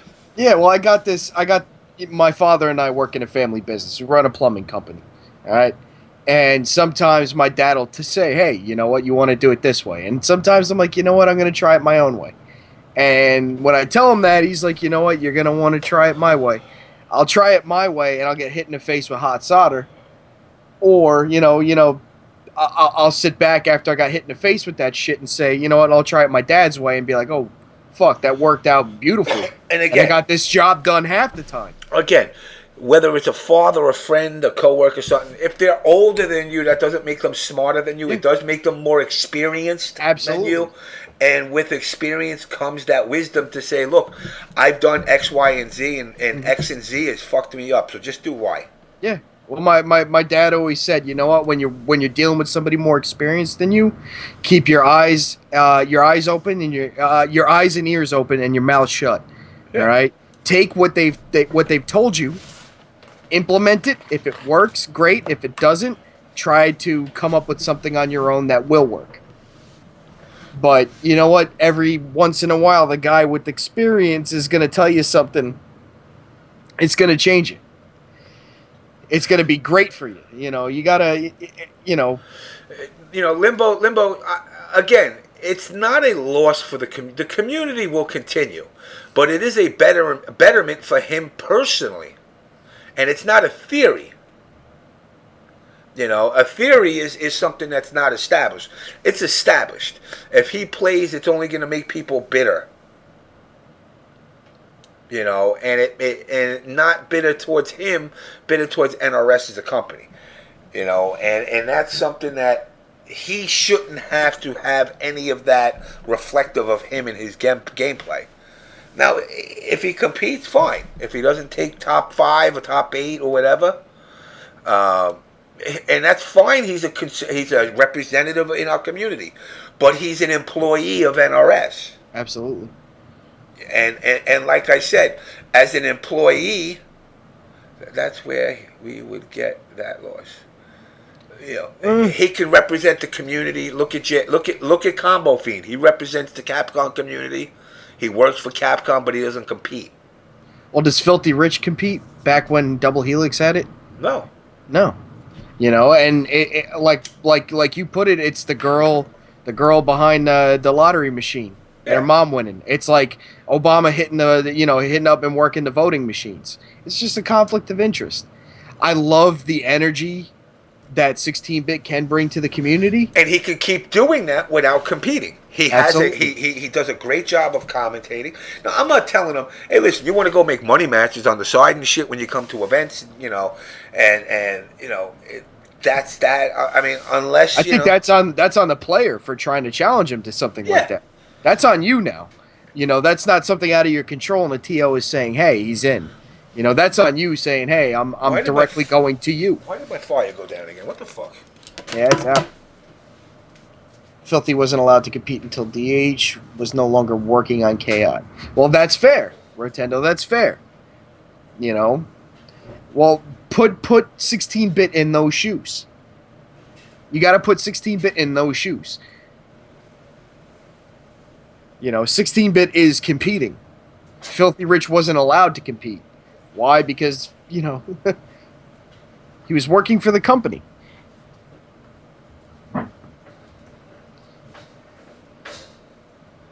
You know, you don't want to have that conflict of interest. Like James has been saying, if you're going to shell out all this money, to go and travel, and you end up getting knocked out by somebody who either tested. I'm not saying testing is as bad as being an employee of the company. If you lose to an employee of the company and you shelled out $1,000 to go across the country to compete, you know, I'd be salty as fuck. Yeah. I would be pissed off as a motherfucker if I came all the way across the country and I fucking had to play 16-bit first round and got knocked into losers. Ryan, if you want to play some Aganos Mirrors once the stream's done, I'll play. You know, but you know, when we're playing again, Organos, fucking never-ending story. Yeah, he's this character. I know who he is. He's just interesting. He's the rock dude from the Never-Ending Story. Yeah, and he's just one of those characters that I can either see him being overpowered or just garbage. It's no in between with this. I've just seen everybody was saying he's garbage, like literally, like fucking. I've seen some Sadira shit where like she was just jumping over him and killing him. Yeah. Without even doing combos. I think once he gets once he gets his instinct, he just throws shit at you, and you're kind of like stuck. But then I really haven't put a finger on it yet. I've been trying to play it. I've beaten every season 1 character that I faced and ranked in this new ranking system, which I do like. I do like this new ranking system. But I can't stand the fact that season 2 characters are just lavish and way over the fucking top as far as power. You know, man, I don't play much KI, but I do make a point to make it out to Manny's stream, and he says even when MKX comes out, he's gonna still have a lot of focus on Killer Instinct because he wants to go and compete at Evo with what he considers a fair character. He does not consider Maya a fair character. So, All right, so here's some more Ask FM. Yo, James, somewhat mystery guy here. I'm still. Oh, okay, yeah. James, why do men do anal? We did that one. James, why does the Smash event shit stain underwear marinated? What? James, why does the Smash event shit stain underwear marinated in elephant piss? What? I don't know why. I was planning on going big on MKX with Scorpion Kotal Khan. Look out for me. Okay. Holla at your boy. I get money, motherfucker. James Meaner. Fucker of bitches and telling Jimmy to fucking break his fingers. Yo, thug life. We need more Mafia James.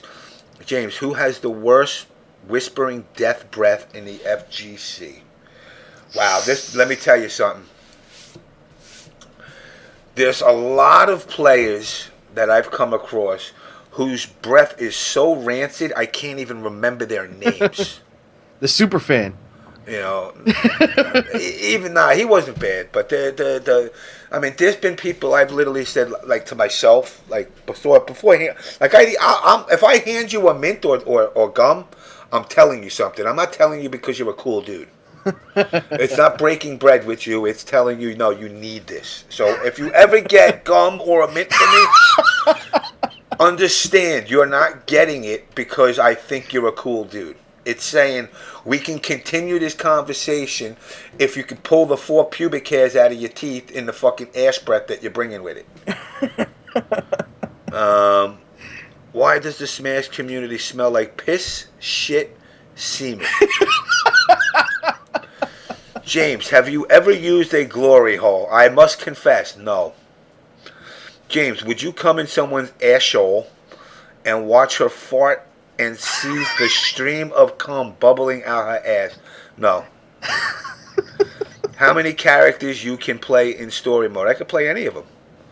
Jackie will be playable. Yeah. Well, what is it like when you do a fatality on Kira with Kano? Well, you don't do one on Kira because she's not there.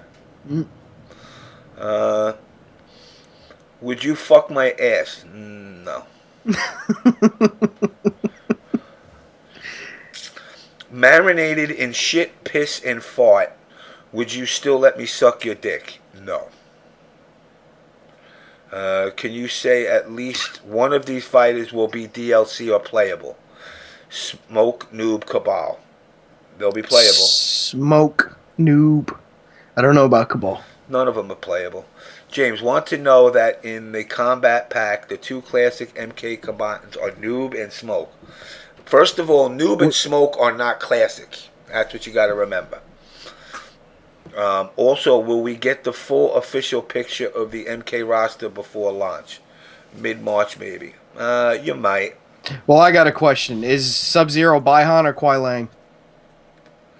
I don't know. Which one has the fucking scar across the face normally? Kuai Lang. Then I guess that's who it is. I've been going back and forth with Phil on this one, and we both can't decide. Limbo Dog, you know, I smell like piss because I let your wife give me a golden shower every night. Again, make sure you take care of my kids so I don't have to do anything.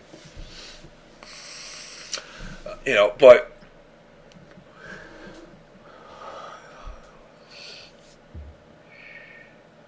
well, I got a good and curious question. What direction's the show going in now that you got free reign to do what you please with it? I'm gonna start. What I want to start doing is I'm gonna guest co-host. You know, somebody every week. Okay. gonna try to go back a little bit, start getting guests. I'm gonna reach out to Carrie Tagawa. Probably be one of the first people I get on. I also would like to get 16-bit and Pig back on and try to bury this hatchet. That'd be great. You know, I gotta, like I said, I wake up really late since I haven't had a car for like the last couple of days, and I've been like trapped in my fucking house. I kind of like do nothing but sleep and stream. I feel like I'm a gamer again. That's all I do. I literally woke up today, made a cock meat sandwich, went to the store, bought some milk, drank a cup of coffee. I walked my 30 minutes to 60-minute days, and then I came back home at 2 in the morning and streamed. Yeah. So, you know, I got to figure out what I want to do. And again, anybody out there, y'all know how to reach me. Any suggestions you guys have that you want to see, the directions you want to take. I'm debating on getting rid of my bedroom and converting it into a studio. And just sleep out here on the futon. You know, and burn myself with the fire. Yeah, that transmission sucked, man. That shit, it's destroyed. But hopefully Monday I have the transmission back.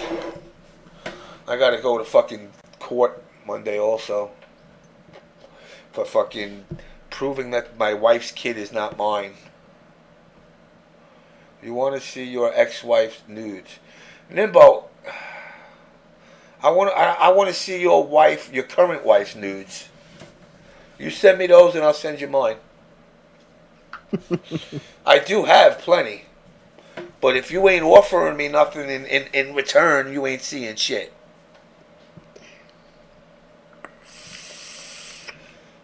I sleep on that futon. No, I don't sleep on that. You know, that futon used to be Chris G's. So you know who else has been on that futon?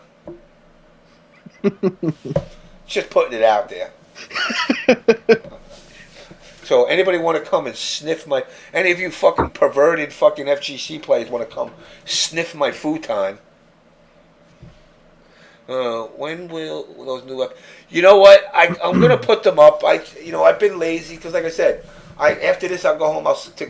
I'll go to bed and I'll sleep till fucking 7 o'clock at night. Sometimes longer. Like I did tonight, I slept till past 12 a.m. So after I finished streaming yesterday, I went to bed and didn't get up until 12:30 today in the morning today.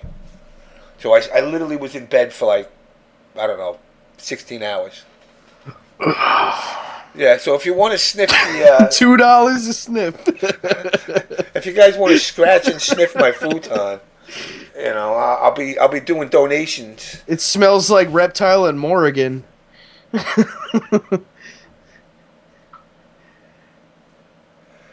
Bedsney, you got that divorce. Be proud of your studio. It's not a studio, you dumb bitch. You know, just tuck my kids in and my wife at the shelter. You fuck, you ain't even got a place to live, bitch. How's that job with NRS going? Oh, wait, you didn't get it. Wah, wah. The shots. The shots. Motherfucker, fake-ass Mexican motherfucker. Not even a Mexican. Mexican can't do shit. Can't even the guys at Home Depot are like, oh, stay with us. Mexican. But no, I as far as the direction goes, I'm looking to do a few things. By the way, Limbo, is MKU gonna have a MKU show anytime soon? I'm kind of hoping that Outworld and them get that shit up and going, because actually I really like that. It's definitely got the fucking the hype feel to it. Listening to the show. I've watched it. I've watched the majority of them. I like it. Yeah, it's definitely a good show. And again, I'd like to see more people involved with KI. But I mean, I'm seeing, like I said, as far as KI goes, I'm seeing a lot of disenfranchised players that have been part of it. The thing is with Killer Instinct, like, I've been playing MK nonstop. I've popped on Injustice a little, and I popped in KI today, and I'm like, all right, let me play this thing. And you play some of these characters, and I'm thinking KI is a place where simple fundamentals go to fucking die. Like, you just keep... You just throw shit. I feel like it's the fighting game where you just throw shit. Yeah. You know, the Season 2 characters like Con-Ra, you just throw shit. No need to understand tech or any of that. Just throw it. Yeah, it kind of became a very distant game. Like, I was watching fucking Never Ending Story versus Glacius. Yeah. And I was like, wow, this motherfucker's on the other side of the screen. He don't have to attack you. Yep. Did Natus work enough for his freedom? Yes, he did. I cut him loose. He's my Kunta Kinte. Rugged. Which sister is better, Kitana or Melina? Melina's always better. Did you go to uni? What the fuck's uni? I don't know what the fuck uni is. It was weekend. It was released in 6 months. I just feel like Double Helix had a game. Unfortunately, they only had 9 characters, which kind of knocked it down as far as credibility. Really wasn't a lot of matchup experience you needed because of 9 characters. But they had simple fucking fighting game basics. Like frame traps and stuff like that. Like, I'll play Con-Ra and I'll just see somebody throw shit. They won't come anywhere near you. They will completely zone you out. I'm saying, there is a way. I beat Con-Ra's, but there's just nothing they're doing that just seems anything special. They're just throwing shit. And I feel like you could be the biggest asshole with no understanding of fighting games, period. Pick up Con-Ra and then just be okay with it. My question is, did you go to uni as in university? I didn't go to... I actually dropped out, so I don't consider myself going to college. But I did graduate culinary school, which doesn't do much for me except allow me to make sandwiches. Yeah. Mo Crap or Chameleon, neither. Miranda or Jack? Who the hell's Jack before I fucking... I don't know who Jack is. Definitely not Miranda.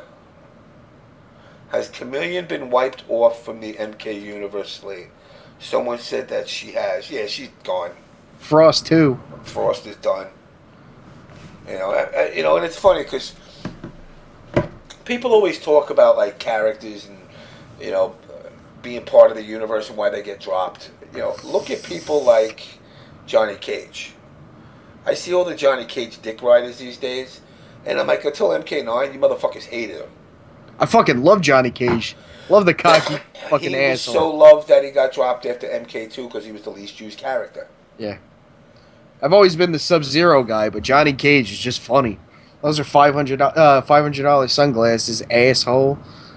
Just shit like that always crack me up. Yeah, Godzilla at $349. The Xbox One is still a no-go for me as well. Regretting it. Completely regretting it. I bought it for KI and I'm completely regretting it. Yeah, Reiko's gone? Reiko's done. Where's Meat? Meat's in my pants. France was was in the comics though, James. Yeah? It don't matter that she was in the comics. She made a game. She got bodied. When's Rain? That's never Rain. Rain That's speculation though. Yeah, I'm speculating Rain is, and everybody's like, but she's drop kicking Kotal Khan. Yeah, until somebody comes up behind him and fucking snaps his neck. And then you're like, oh shit, he's gone. Cage is amazing. I mean, who else tattoos his own name on his chest? Well, he was just that lovable dickbag.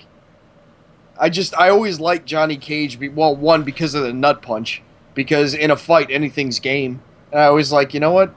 That's a good way to take a fighting game. Kick him in the fucking nuts. I heard you like Shujinko's voice in MK. No.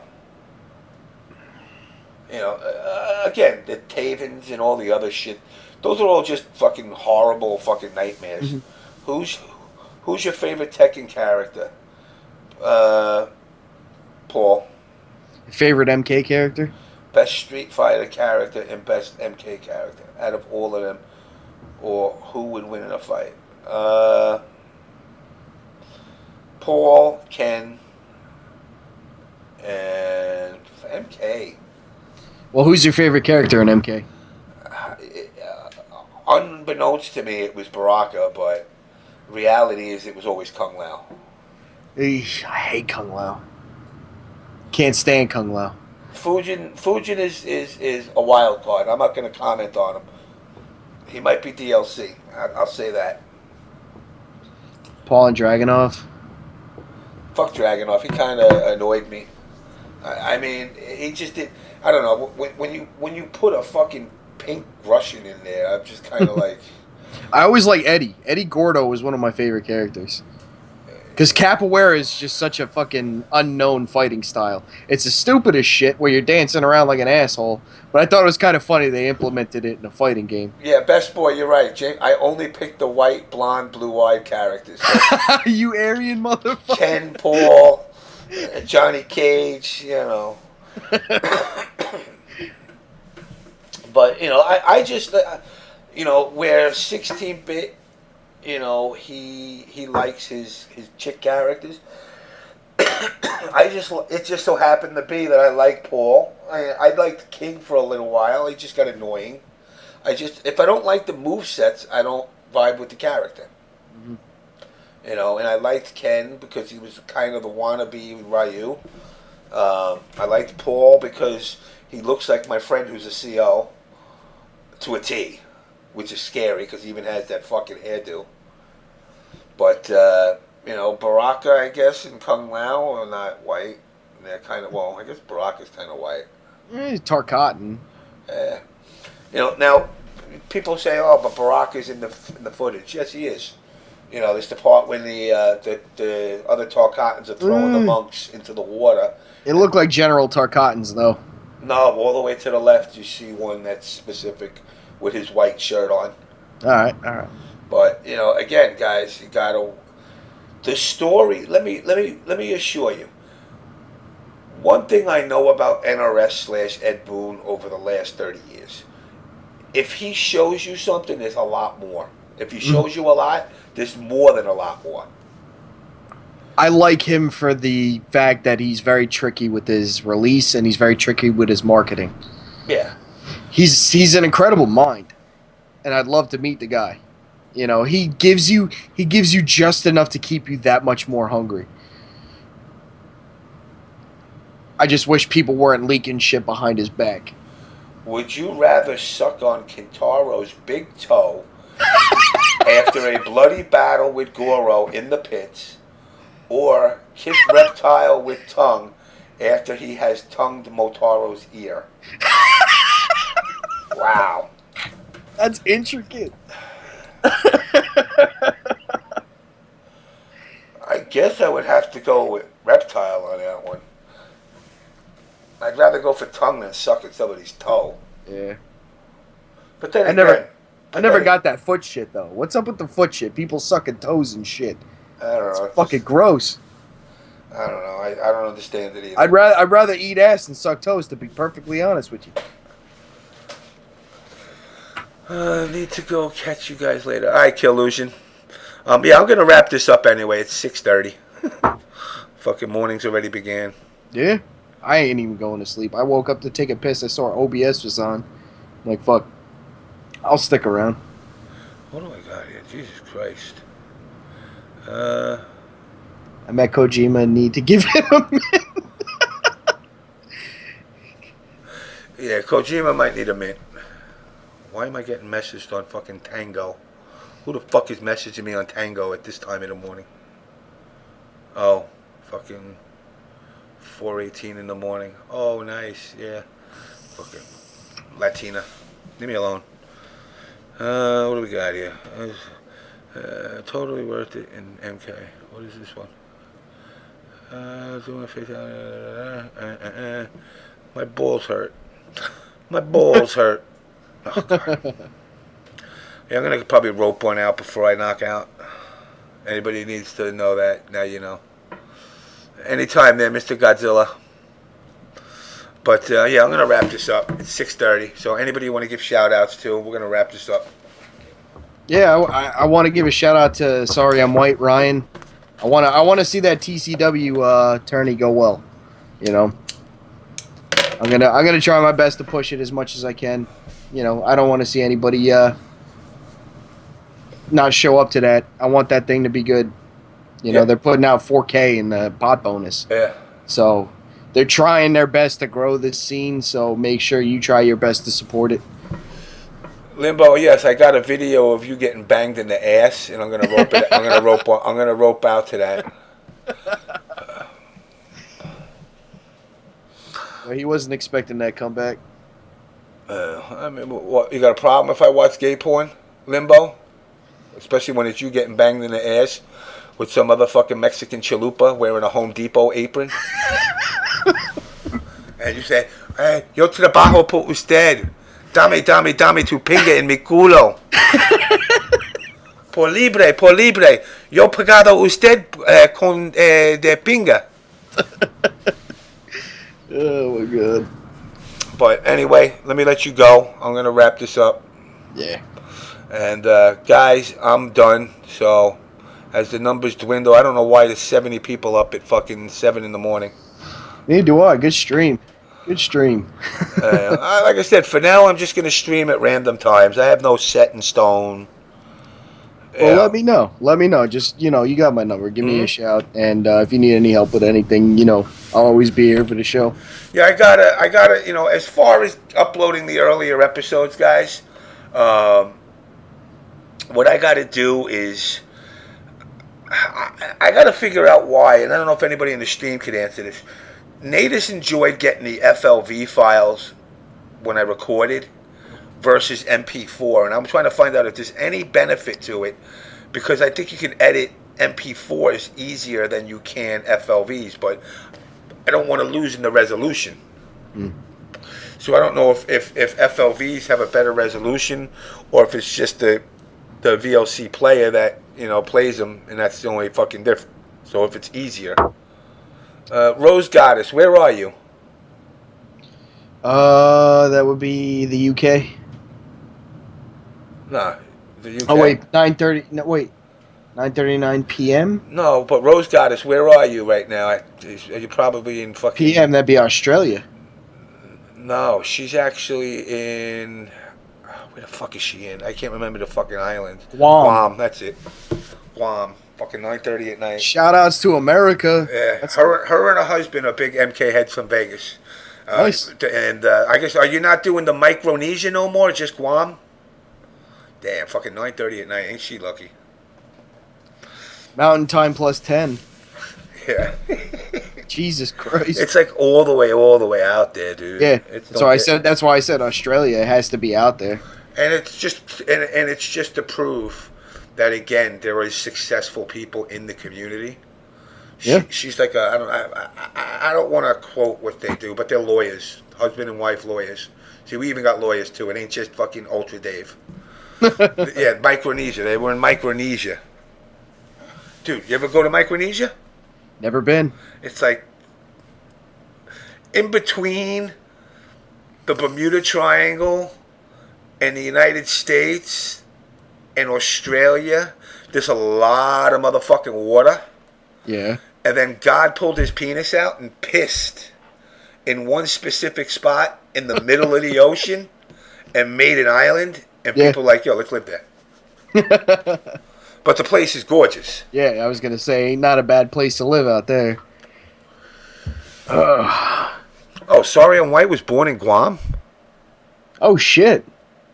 Damn. No, he's one of the most interesting dudes I've ever met in the FGC. What do you Sorry, I'm White. What would I call you, Sorry I'm White? Guamanese? Guamanese. Guamerica. It was small and developing in Micronesia, interesting but challenging year. It was beautiful. Oh yeah, it's Micronesia will be under in less than a century. Wow. Well, no, there's some places like Long Beach Island. They say in like 40 years it'll be gone. Yeah. Yeah, because of the erosion and shit, and people are still buying shit on that island. I'm like, the fuck's the matter with you? Military dad. There you go. That explains it. Yeah, I've got friends. Like when I go out to Montauk, I got a friend that was born on the DMZ in Korea. Yeah, I want to go to the DMZ and make babies on the DMZ. I just want to piss over the board and be like, come at it. Come at it. Nah, I just want to go over there with some fucking bags of potato chips and be like, yo, you want to fuck? No, alright, then you ain't getting no potato chips. You don't want to knock boots? I'm sorry. Right? Yeah. But if you do, I got potato chips. It's a sad fucking story over It there is. in Korea, man. It's a sad fucking story. You It know. is. I just want to fucking punch that guy square dead in the mouth.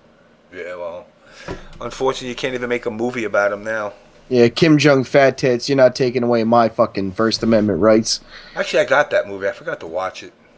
It's funny as fuck. That's why I said peanut butter and jealous hate us because they ain't us.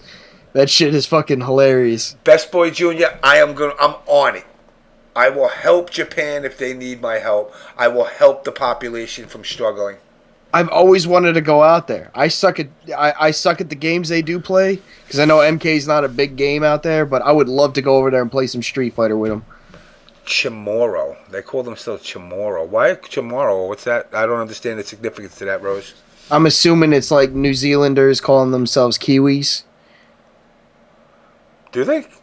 Yeah. They call themselves Kiwis? Like the Kiwis. fruit? Like the fruit of the bird? Like the bird.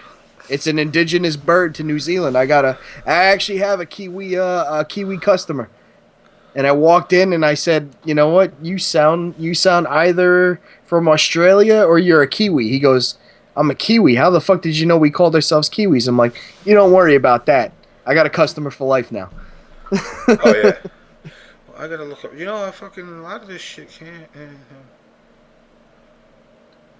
Nobody has yet to explain that to me.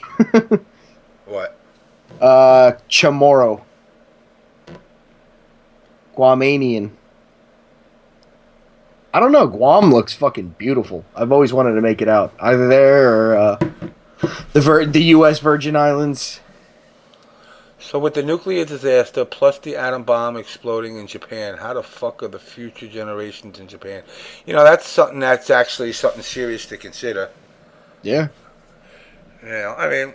That shit doesn't go away either. It takes a lot of years. I mean, don't get me wrong. If I meet a Japanese chick and me and her knock boots and make a baby and it comes out like a little white Japanese-looking Goro, I'd be kind of cool with it.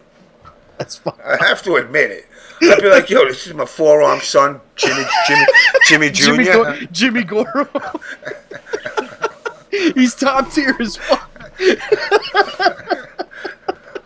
Or he comes out with Motaro legs. I'd be like, yo, man, it's how we roll. Jim Taro. This is my son, Jim Taro. Yeah. You meet him one shy of Shang Tsung. Yep. I mean, it would definitely be something fucking. It definitely would be an experience. He's DLC this year. Jimmy Jr. My son's I'm DLC so proud. in Mortal Kombat 16. I am so proud of my son. That is fucked. And somebody, what did I put up today? Somebody asked me about Predator.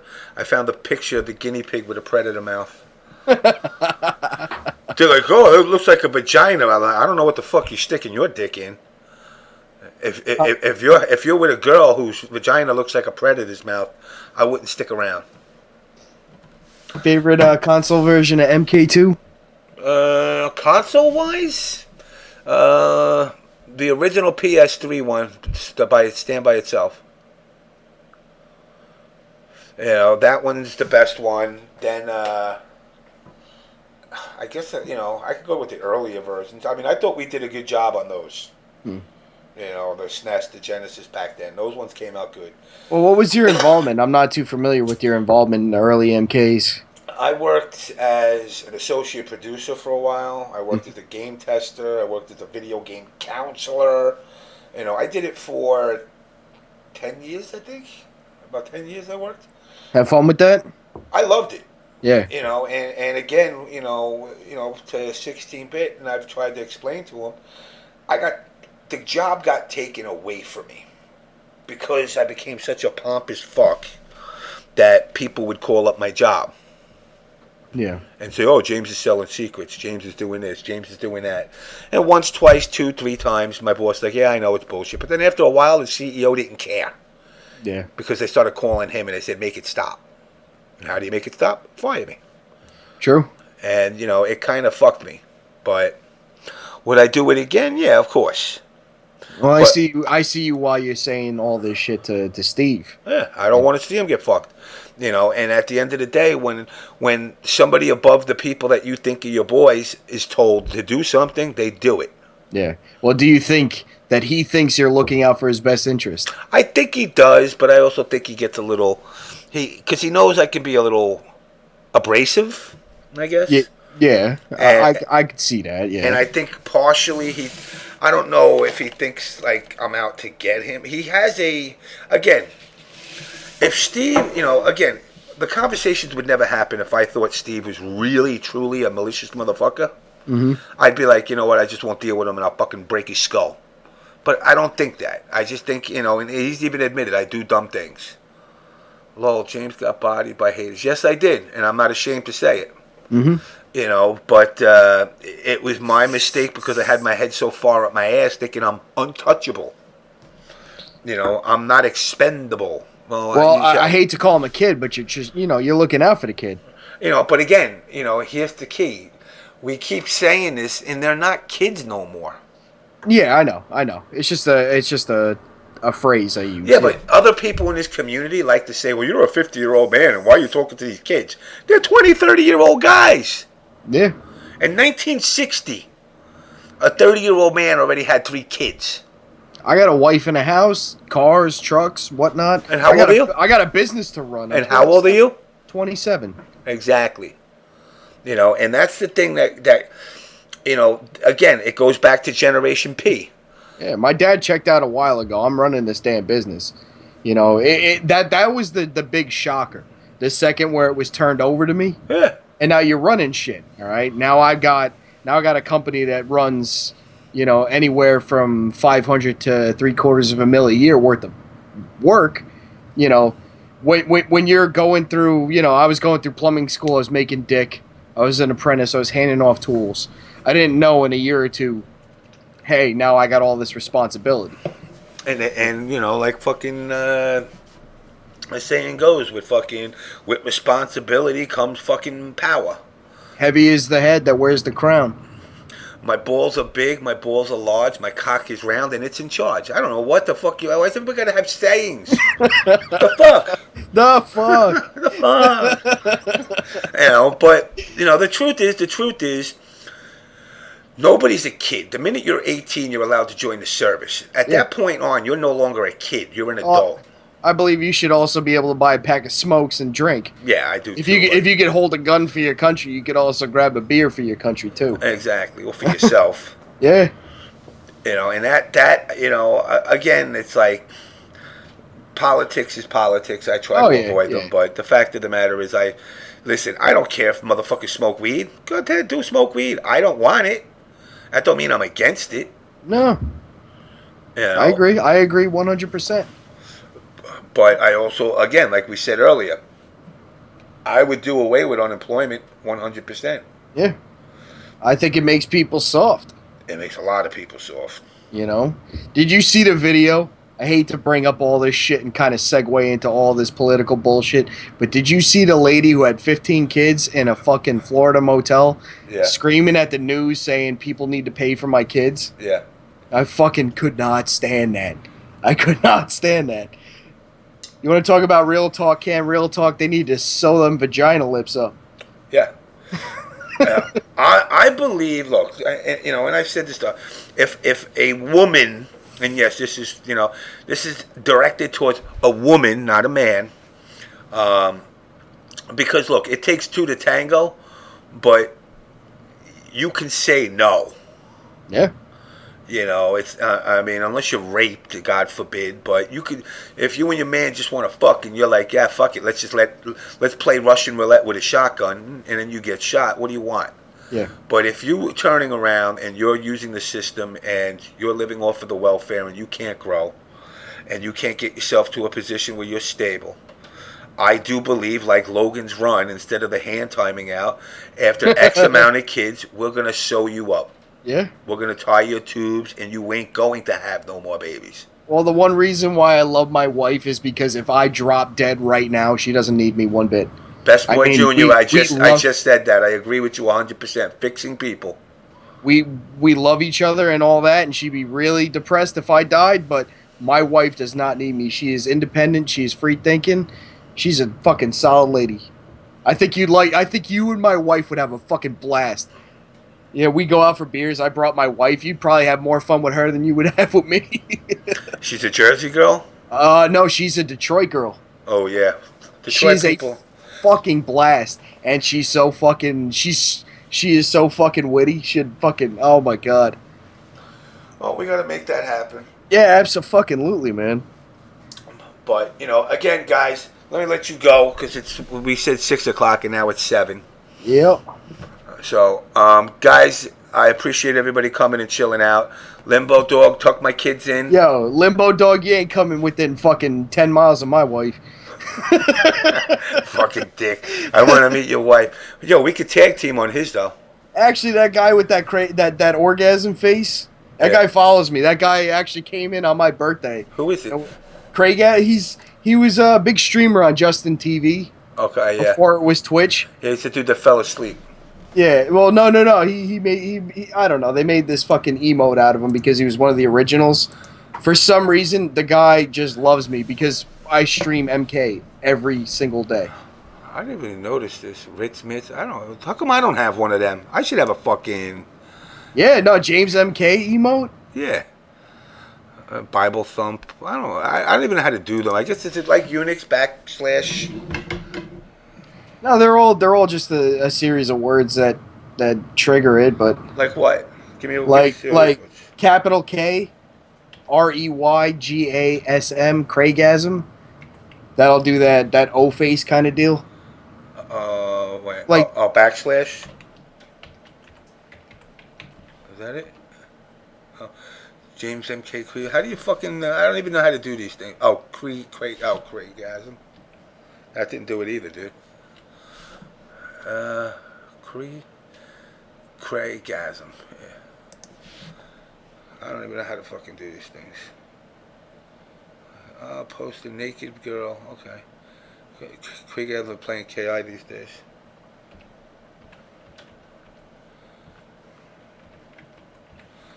Let's see what we got here. I never even did these fucking things. It's sad.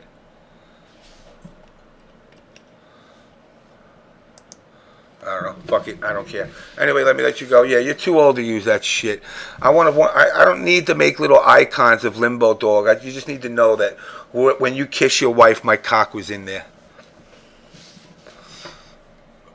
Steve, you there? Somehow my mic got muted. Yeah. Right. But yeah, you need a little Dora the Explorer emote if you ever got partnered with Twitch. Yeah, I need a Dora since Limbo's fucking wife looks like Dora. I'm going to go play some KI with Ryan. All right. Here. All right, brother. Yep. Later. All right. So, needless to say, guys, I got to vent a little bit. I'm doing my thing here, playing with my dick. All right, James, get as far as faces. I don't know. Let me see. Yeah, I can do these. Let's see what I can do here.